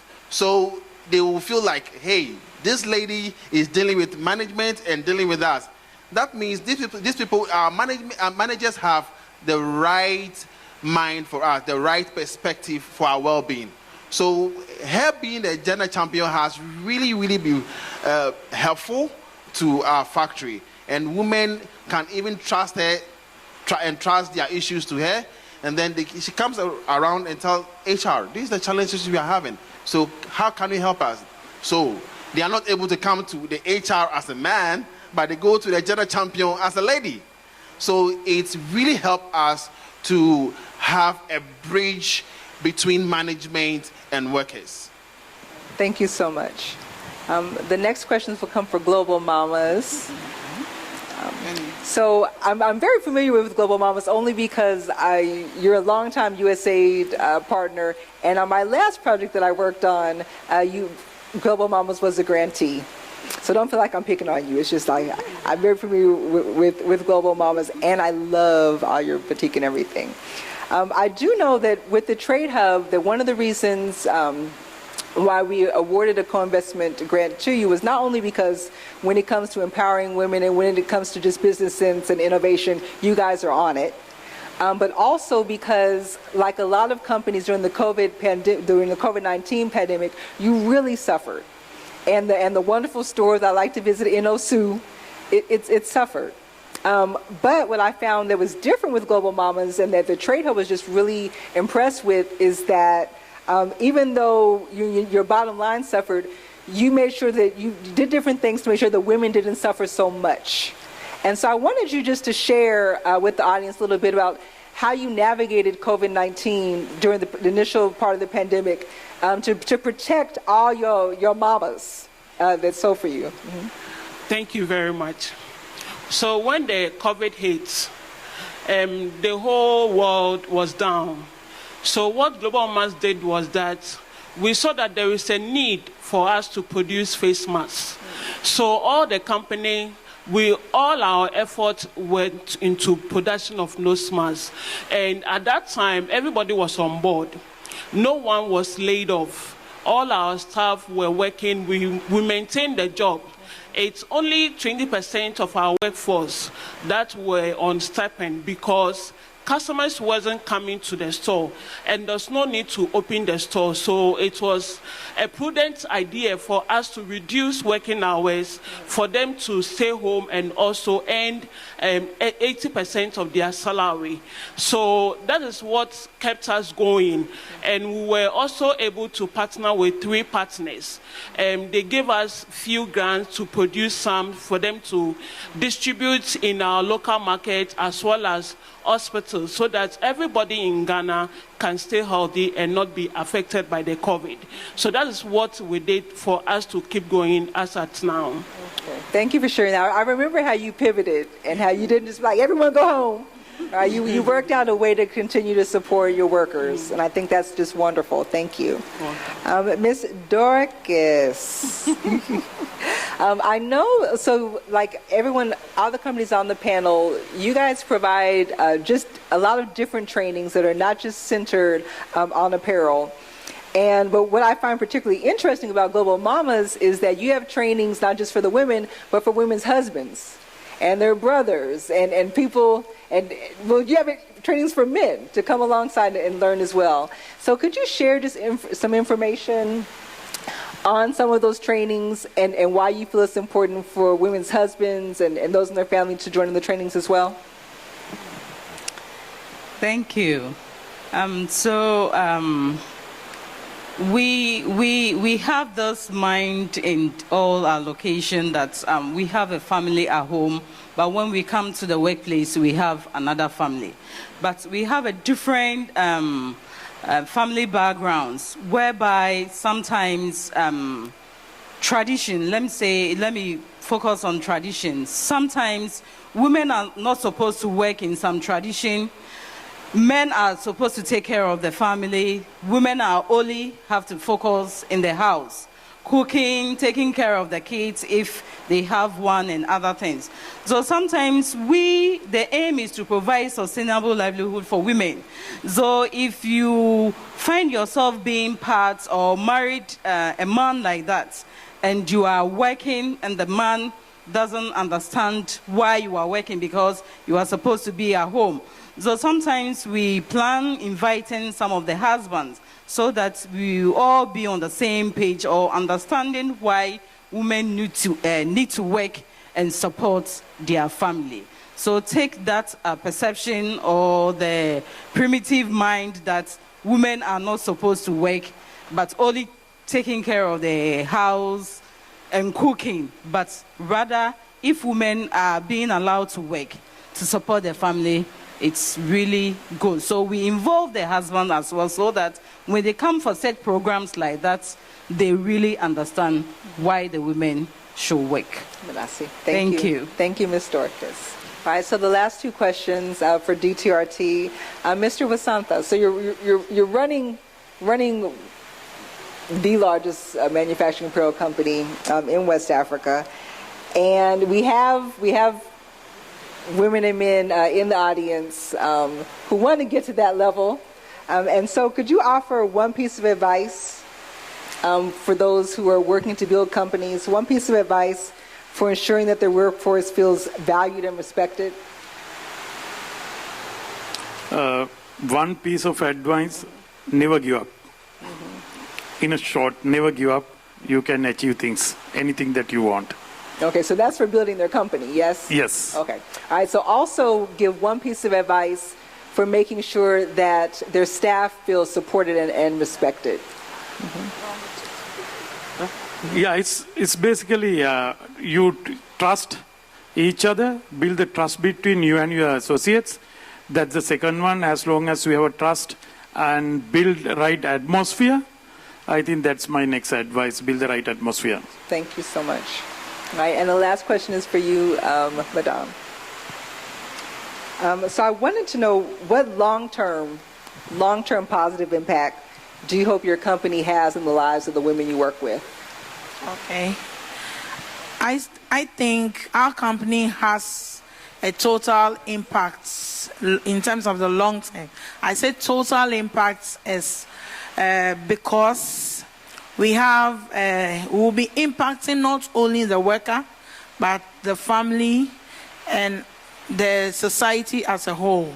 Taking into consideration, our sister here mentioned one thing about childcare being one of the key challenge the women in the apparel industry face. I 100% agree with her, because to empower women need to get out of their traditional jobs and pursue other jobs that men may be dominating. And for us at Dignity DTRT, we look at investing in our workers. Workers being one of our key assets. He made mention that for a worker, for a manager, or for a business to thrive or survive, it's based on the needle point. In apparel industry, the needle needs to move. And who is making this needle move? It is that worker on the floor. And women, our factories have women as majority of our workforce. We look at developing them in terms of health, continuous education on health, and programs that will make them feel liberated and happy to leave their homes and come to work. You know, many people need to leave the home and come to an environment where they feel very comfortable to give out their best. And so that is the kind of environment we continuously want to build for our workers. We also look at childcare. We, as a company, have a plan of building daycare center for our workers. That you just, from maternity, you don't need to break off from work. You can still come to work and have someone taking care of your child. I know for the peace of every mother is to know that your child is being well taken care of, and then you can concentrate and keep that needle point moving. And it's something that we at Dignity DTRT or DTRT Group is looking up to building. In addition to that, we empower our women. He made mention, we have programs like Single Mothers Club, where women come and they get educated on things that they can do and break out. You know, most ladies, most of the workforce are single mothers. Surviving alone is not easy. How about adding other responsibility of taking care of their children? So it's something we build this club to encourage them, to make them know that they are not alone, but we are with them as a company. We have a sustainable and a very strong, well-fed worker representative team. That is the monthly meetings that we do, where we encourage workers to come up on board with suggestions and plans of things that they think we can do as a company to thrive in the near future. And we get views from them, implement these views, and see positive impact on our workers. Finally, we look at paying very competitive remuneration packages. We look at incentive system. We have very attractive and mouth-watering incentive system. Yes, when you come to Dignity DTRT, you feel very great, because we believe that our workers, aside everything, need to feel the monetary aspects in their pockets. So you can build or have a better life, dress well, eat well, have a proper shelter through funds. So having access to good funds, we want our workers to be there and have good money, earn good money. And this, in a long way, help us build retention, control retention to a very large extent, because nobody wants to stay in the house and wait for the colleagues to be earning the money while he or she is in. So people get up, it controls absenteeism and all that. So it's something we as a company look at. And then finally, healthcare, number one. We have an in-house clinic. Aside the in-house clinic, we have programs, even the general antenatal care. Many women in Ghana, they go for this antenatal care. They don't even have opportunity to have the general education they give at the clinics because of the large numbers at the clinic. We as a company have a special, we run an antenatal education every month for every pregnant lady to make them enjoy the pregnancy state and also have the right education in terms of health to be able to work and come to work happy and deliver. So we look out for that and many more in the future. You had me at the mouth-watering salary. Yeah. Okay, we would now open the floor up to any questions.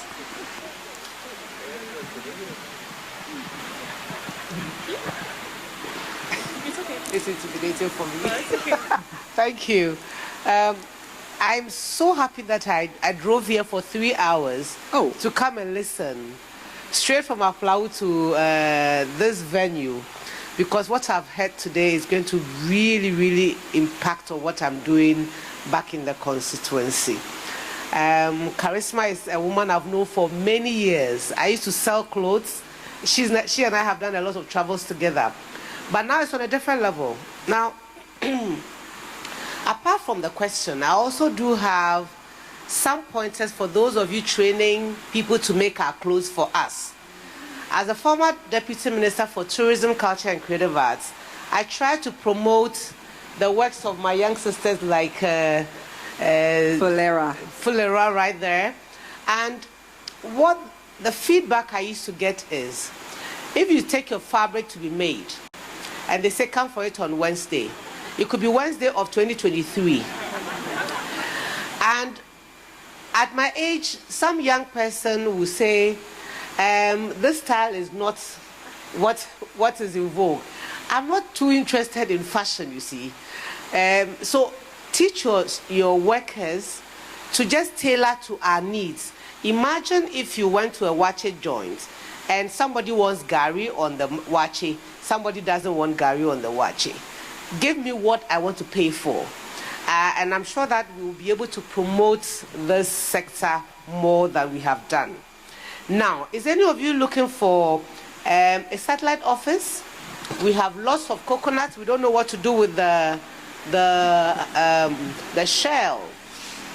And so when I saw your container, I've seen it before. She gave me one when I was a deputy minister. I sat on my table for the 3.5 years that I was there. If anybody is anybody looking for those containers, can you come and teach us how to do them for you? I'm training. I bought about 150 sewing machines for the young girls to learn how to sew. So I've paired them with master craftsmen. Would you want to have some of your work brought there?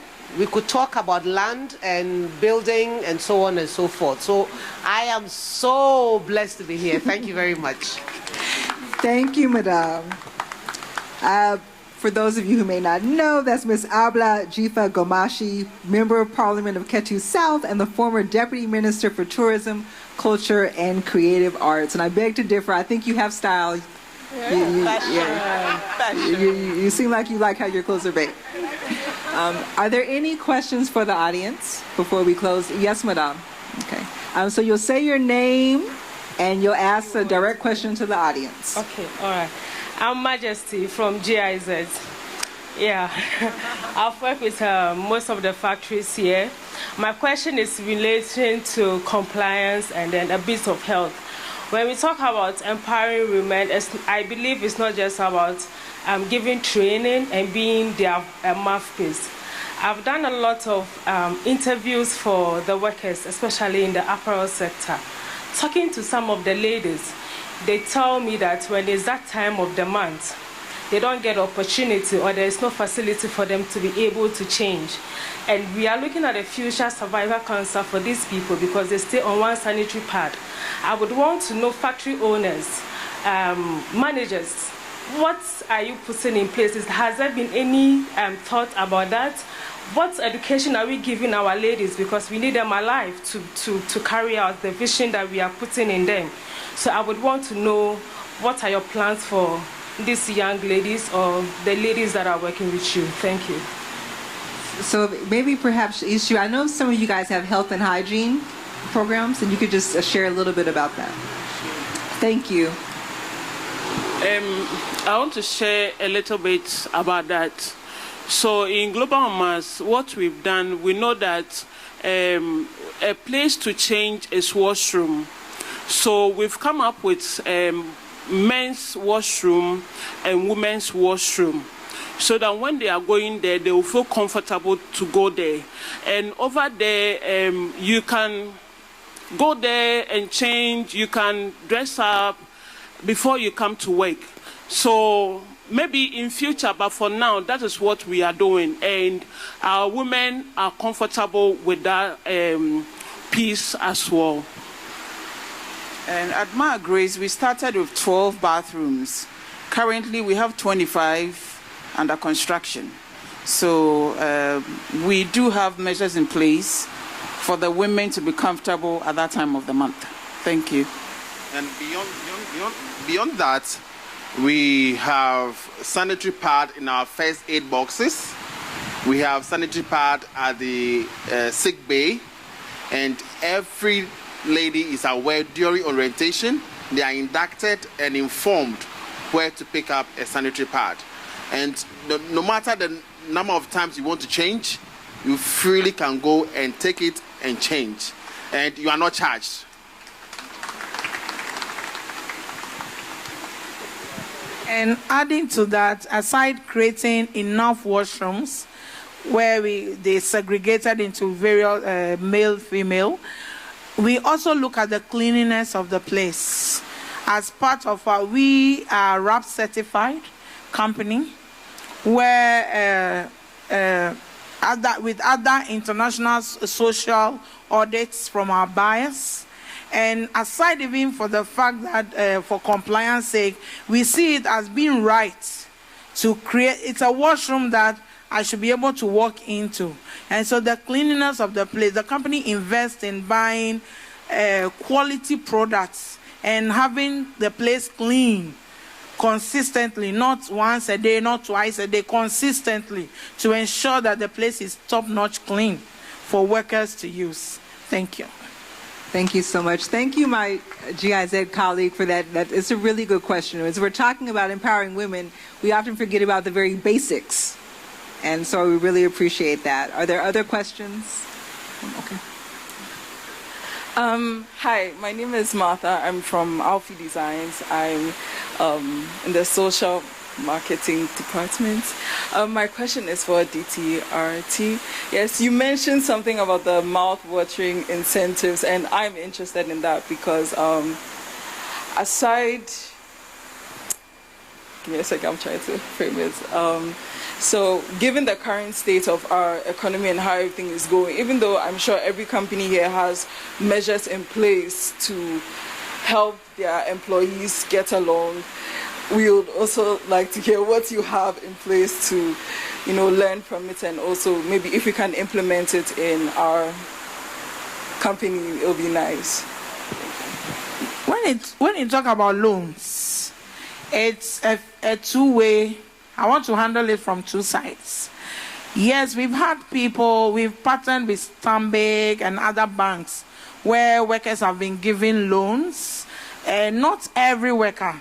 We're looking at the ability to pay. We look at so many factors in granting loan.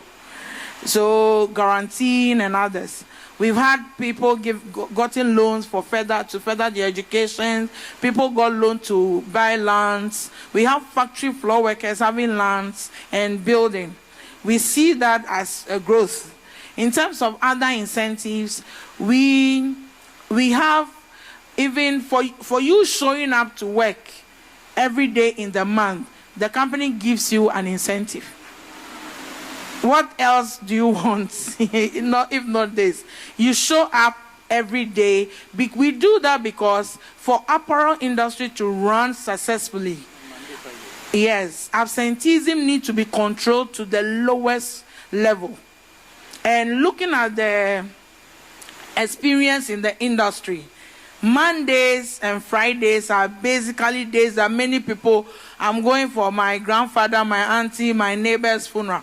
And so these are, how do we control this? Aside the general incentive for showing up, the company has also implemented an incentive that you will get for not absenting yourself on Mondays and Fridays in a month. Additional money.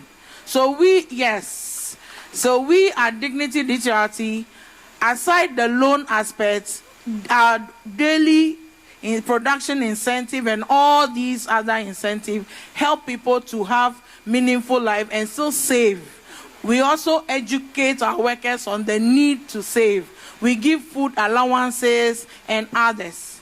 And so it helps them to save their salaries, and within the month, they still survive on these other incentives. Thank you. Thank you. All right, so we'll take 2 more questions, and then we'll...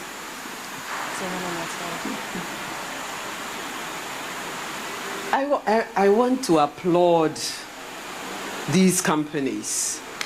You have come very far, and you have made Ghana proud. My question to you is, do you have plans to also bring up and grow other women businesses in the apparel sector so that you can expand these beautiful stories that you tell? And I'm thinking of subcontracting some of your orders to smaller companies whose quality you can guarantee. Have you looked in those areas? Yeah, I'll take the question. Yes, we have a certain restriction of giving a subcontract, right? But we call as a direct manufacturing, and subcontract, we use a different word, decent word called virtual manufacturing. For us to get into a virtual manufacturing, that particular factory should comply with the standards in alignment with customers' requirement. Yes, as a DTRT, our second stage will be to work on virtual manufacturing. Not only that, bring the necessary technical support and support on machinery, know-how, and bring fabrics at our cost by doing a trade financing and to get the virtual manufacturing. I believe that it will take, for us to do that journey, it takes about 24 months from now, because we'll have to fulfill our own capacity of 7,000 people commitment, and beyond that, our virtual manufacturing. We have got a lot of inquiry for virtual manufacturing already. We are committed for that. I want to add that for Global Mass, we do have different models. Our women own their own businesses, and Global Mass form part of their enterprise. So they have direct connection with outside customer. In as much as they are doing business with Global Mass, they can also get orders locally to produce for their local customers. So that is how we do it. And then we have a different two models. One model is for them to work in-house.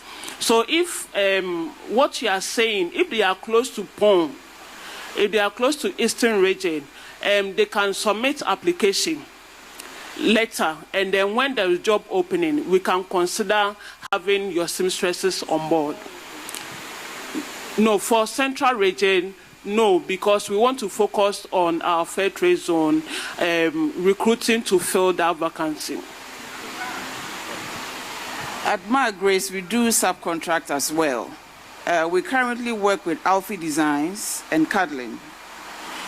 We do have a checklist of standards. Once you are able to meet the checklist or the standards, we send a technical team to come to your facility to assess your readiness, and then we take it from there.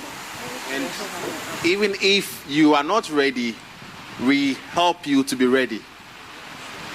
So we give that support, and we outsource also.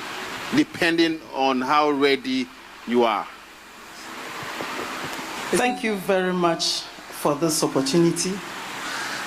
You have said a lot, marketed yourself very well. And one area I'm so glad about is building good relationship with your workers.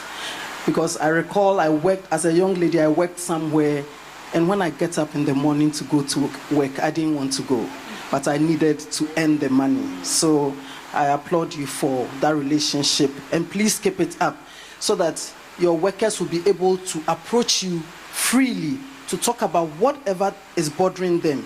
Somebody comes from the home and is already bothered with something, and if you don't find out, the person will not be able to give you a good input.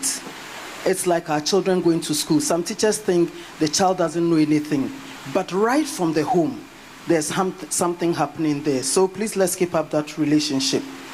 I also want to find out, as you are giving back to society, do you have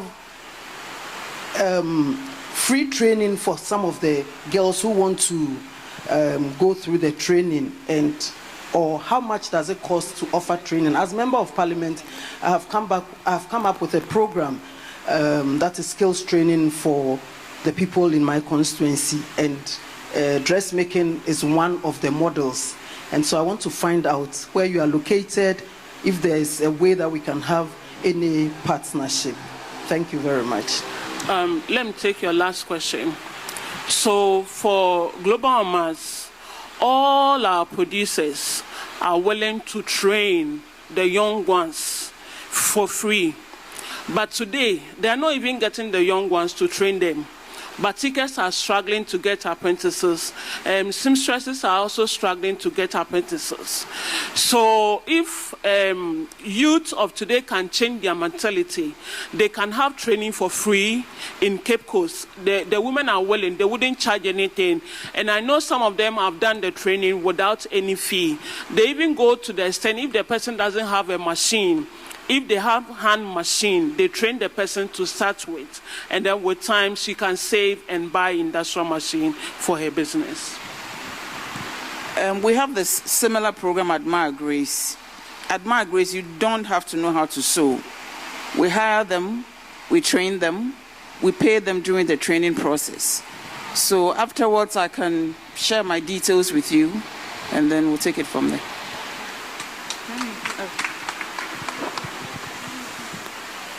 For us at DTRT Group, training is our hallmark.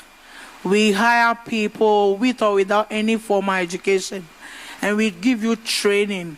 And the good news is that whilst training, we even give them allowance. Yes, we give them food. And so it's something to encourage them. It's not we train and we absorb. We don't train and just leave you without anywhere. We train you, we absorb you. And to cushion you, we know sometimes you need to take transportation to come and train. We even pay you whilst training. And so it's something we do to encourage people. We even sometimes look for people to hire and we don't get. Yes, because on an average, we need 300 per month from now to meet our growth strategy. Yes. So, yeah. And so we partner with the assemblies and others. So it's a good thing you come in here. Bring us people, 1,000 people. Hey. It will make HR's job easier. Thank you. Thank you. So, ladies and gentlemen, this is going to close out the Q&A. I do just want to say that this is also a networking event. You guys have started it ahead of time, but we appreciate it. This is also a networking event. We are going, before we close, we're going to hear from the deputy, Ms. Vera Kakari Bediako, Principal Program Officer from the Department of Gender. And then we will be free for networking and food. But at this time, let us please thank our panelists. Just really good answers to really good questions. We appreciate it. All right, so everyone just stay put, and we're going to break, and then we will have our closing speaker. Bring Ms. Vera Kakari Bediako to the stage. I think it's very fitting that we have a member of the Department of Gender within Ghana's Ministry of Gender, Children, and Social Protection to close us out, because we talked about the private sector, but we need the government of Ghana as well. And so we're glad to have you with us. Thank you very much. Honorable members of Parliament for K2 South and Ladikotopon, the USAID Ghana Mission Director, the Gender and Social Inclusion Manager, Trade Hub, Ms. Anna Della Akpeke, Chief of Party of the Trade Hub, USAID Trade Hub partners, distinguished women in the apparel sector, invited guests, ladies and gentlemen. I bring you warm greetings from the Director for the Department of Gender, Ministry of Gender, Children and Social Protection, Ms. Faustina Champong, who could not attend this program due to her engagement in an equally important assignment. She's asked me to express her sincere apology to you, and I therefore crave your indulgence to read this statement on her behalf. It is a great honor to be part of this regional activity made possible through USAID, courtesy of the West African Trade and Investment Hub. And I must commend the organizers of such a thoughtful event put together with significant lessons to take home, especially from the presentations we've had here. And I say, Ayiko, please a round of applause for all of them. Distinguished ladies and gentlemen, as we may be aware, the best way for a country to develop is through vibrant industrialization in all sectors of the economy, and the textile sector is no exception. Ghana has a rich history of textile production. However, the industry has seen a recession due to the intrusion of foreign textiles. The government of Ghana over the years has shown a real desire to make the textile and apparel industry a priority because of its potential for development through exports, revenue mobilization, and job creation. Textiles are used in creating apparel for all and sundry, especially our popular Friday wear as government officials, which is now a traditional wear for every working class Ghanaian. Distinguished ladies and gentlemen, let me use this opportunity to appreciate the enormous work of the USAID in financing the private sector to revamp the apparel sector with the likes of Ethical Apparel Africa, DTRT, and Global Mamas. And I can attest to the fact that I am personally going to get another chance to be trained, though I'm a government worker. I'm so impressed with all that they've said here. It is noteworthy that these companies are working assiduously to ensure equity, fairness, and access to business opportunities for women in Ghana. As a ministry mandated to foster the inclusion of women in all aspects of the economy, we hope that these frontline organizations will be able to spread their tentacles to various regions. And I'm glad our MPs are here canvassing for such opportunities for the women in their localities. And I think it's a good thing. We will not get most MPs having the edge to do this, and we must applaud them for also taking this up. Yeah, so we hope that you extend this to other regions of the country so that our women in this profession will be equipped with the state-of-the-art technology used in creating elegant apparels that can compete on the world market. And from the presentations here today, we take note of the giant strides that you are already making and the kind of training programs which are not only centered on just the apparel industry, but going a step further to talk about sexual and gender-based violence, harassment, and all those other things. We say a very big congratulations to you. The ministry is so proud of you, and we are glad that we are here today. Permit me to add my voice to a few things worth noting. In today's world, running any business is impossible without technology, and apparel production is no exception. To ensure quality and quantity production of apparel, technology is important. Therefore, apparel companies should keep making technological advancements and changes from time to time to improve and maintain production. Furthermore, product development is essential in apparel manufacturing, and it is important to produce products based on current trends and requirements. This will help in attracting new buyers and maximize sales. Creativity, innovation, and experimenting by a diverse workforce at the front line will yield good results. Distinguished guests, the apparel sector may have challenges which are inevitable in all sectors of an economy, but it is up to us to manage those challenges to stay in line of success. Distinguished ladies and gentlemen, the Ministry of Gender, Children and Social Protection is in support of the growth of this industry and the inclusion of women and girls into this lucrative sector to improve their lives financially, socially, economically for the development of our dear country, Ghana. As we bring this event to a close, I urge you all to continue to translate the thoughts shared here today into actions. Let us stay committed to the agenda of ensuring and deliberately promoting women's effective participation in the apparel sector to empower them economically and celebrate our collective achievements as a country. I thank you for your attention. Yeko to you. I will have to tell Ms. Faustina Achipong, who is supposed to be here today, that she sent the right woman, she sent the right person to close us out.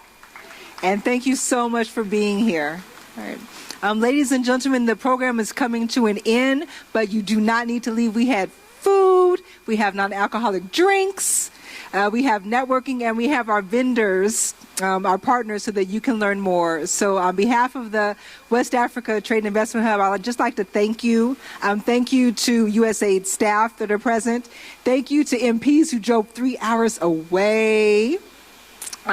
Thank you to my Trade Hub staff for just helping plan this really great event. And thank you to the apparel manufacturing companies that are here and all the people working in apparel. Just thank you so much. So please take time to stay.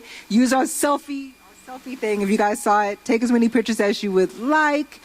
And Ms. Eunice Tournier with African Women's Voices will also be here in case anyone would like to interview and talk about their interests and what they're doing to empower women. All right, so thank you all. Give yourself a round of applause. Thank you so much.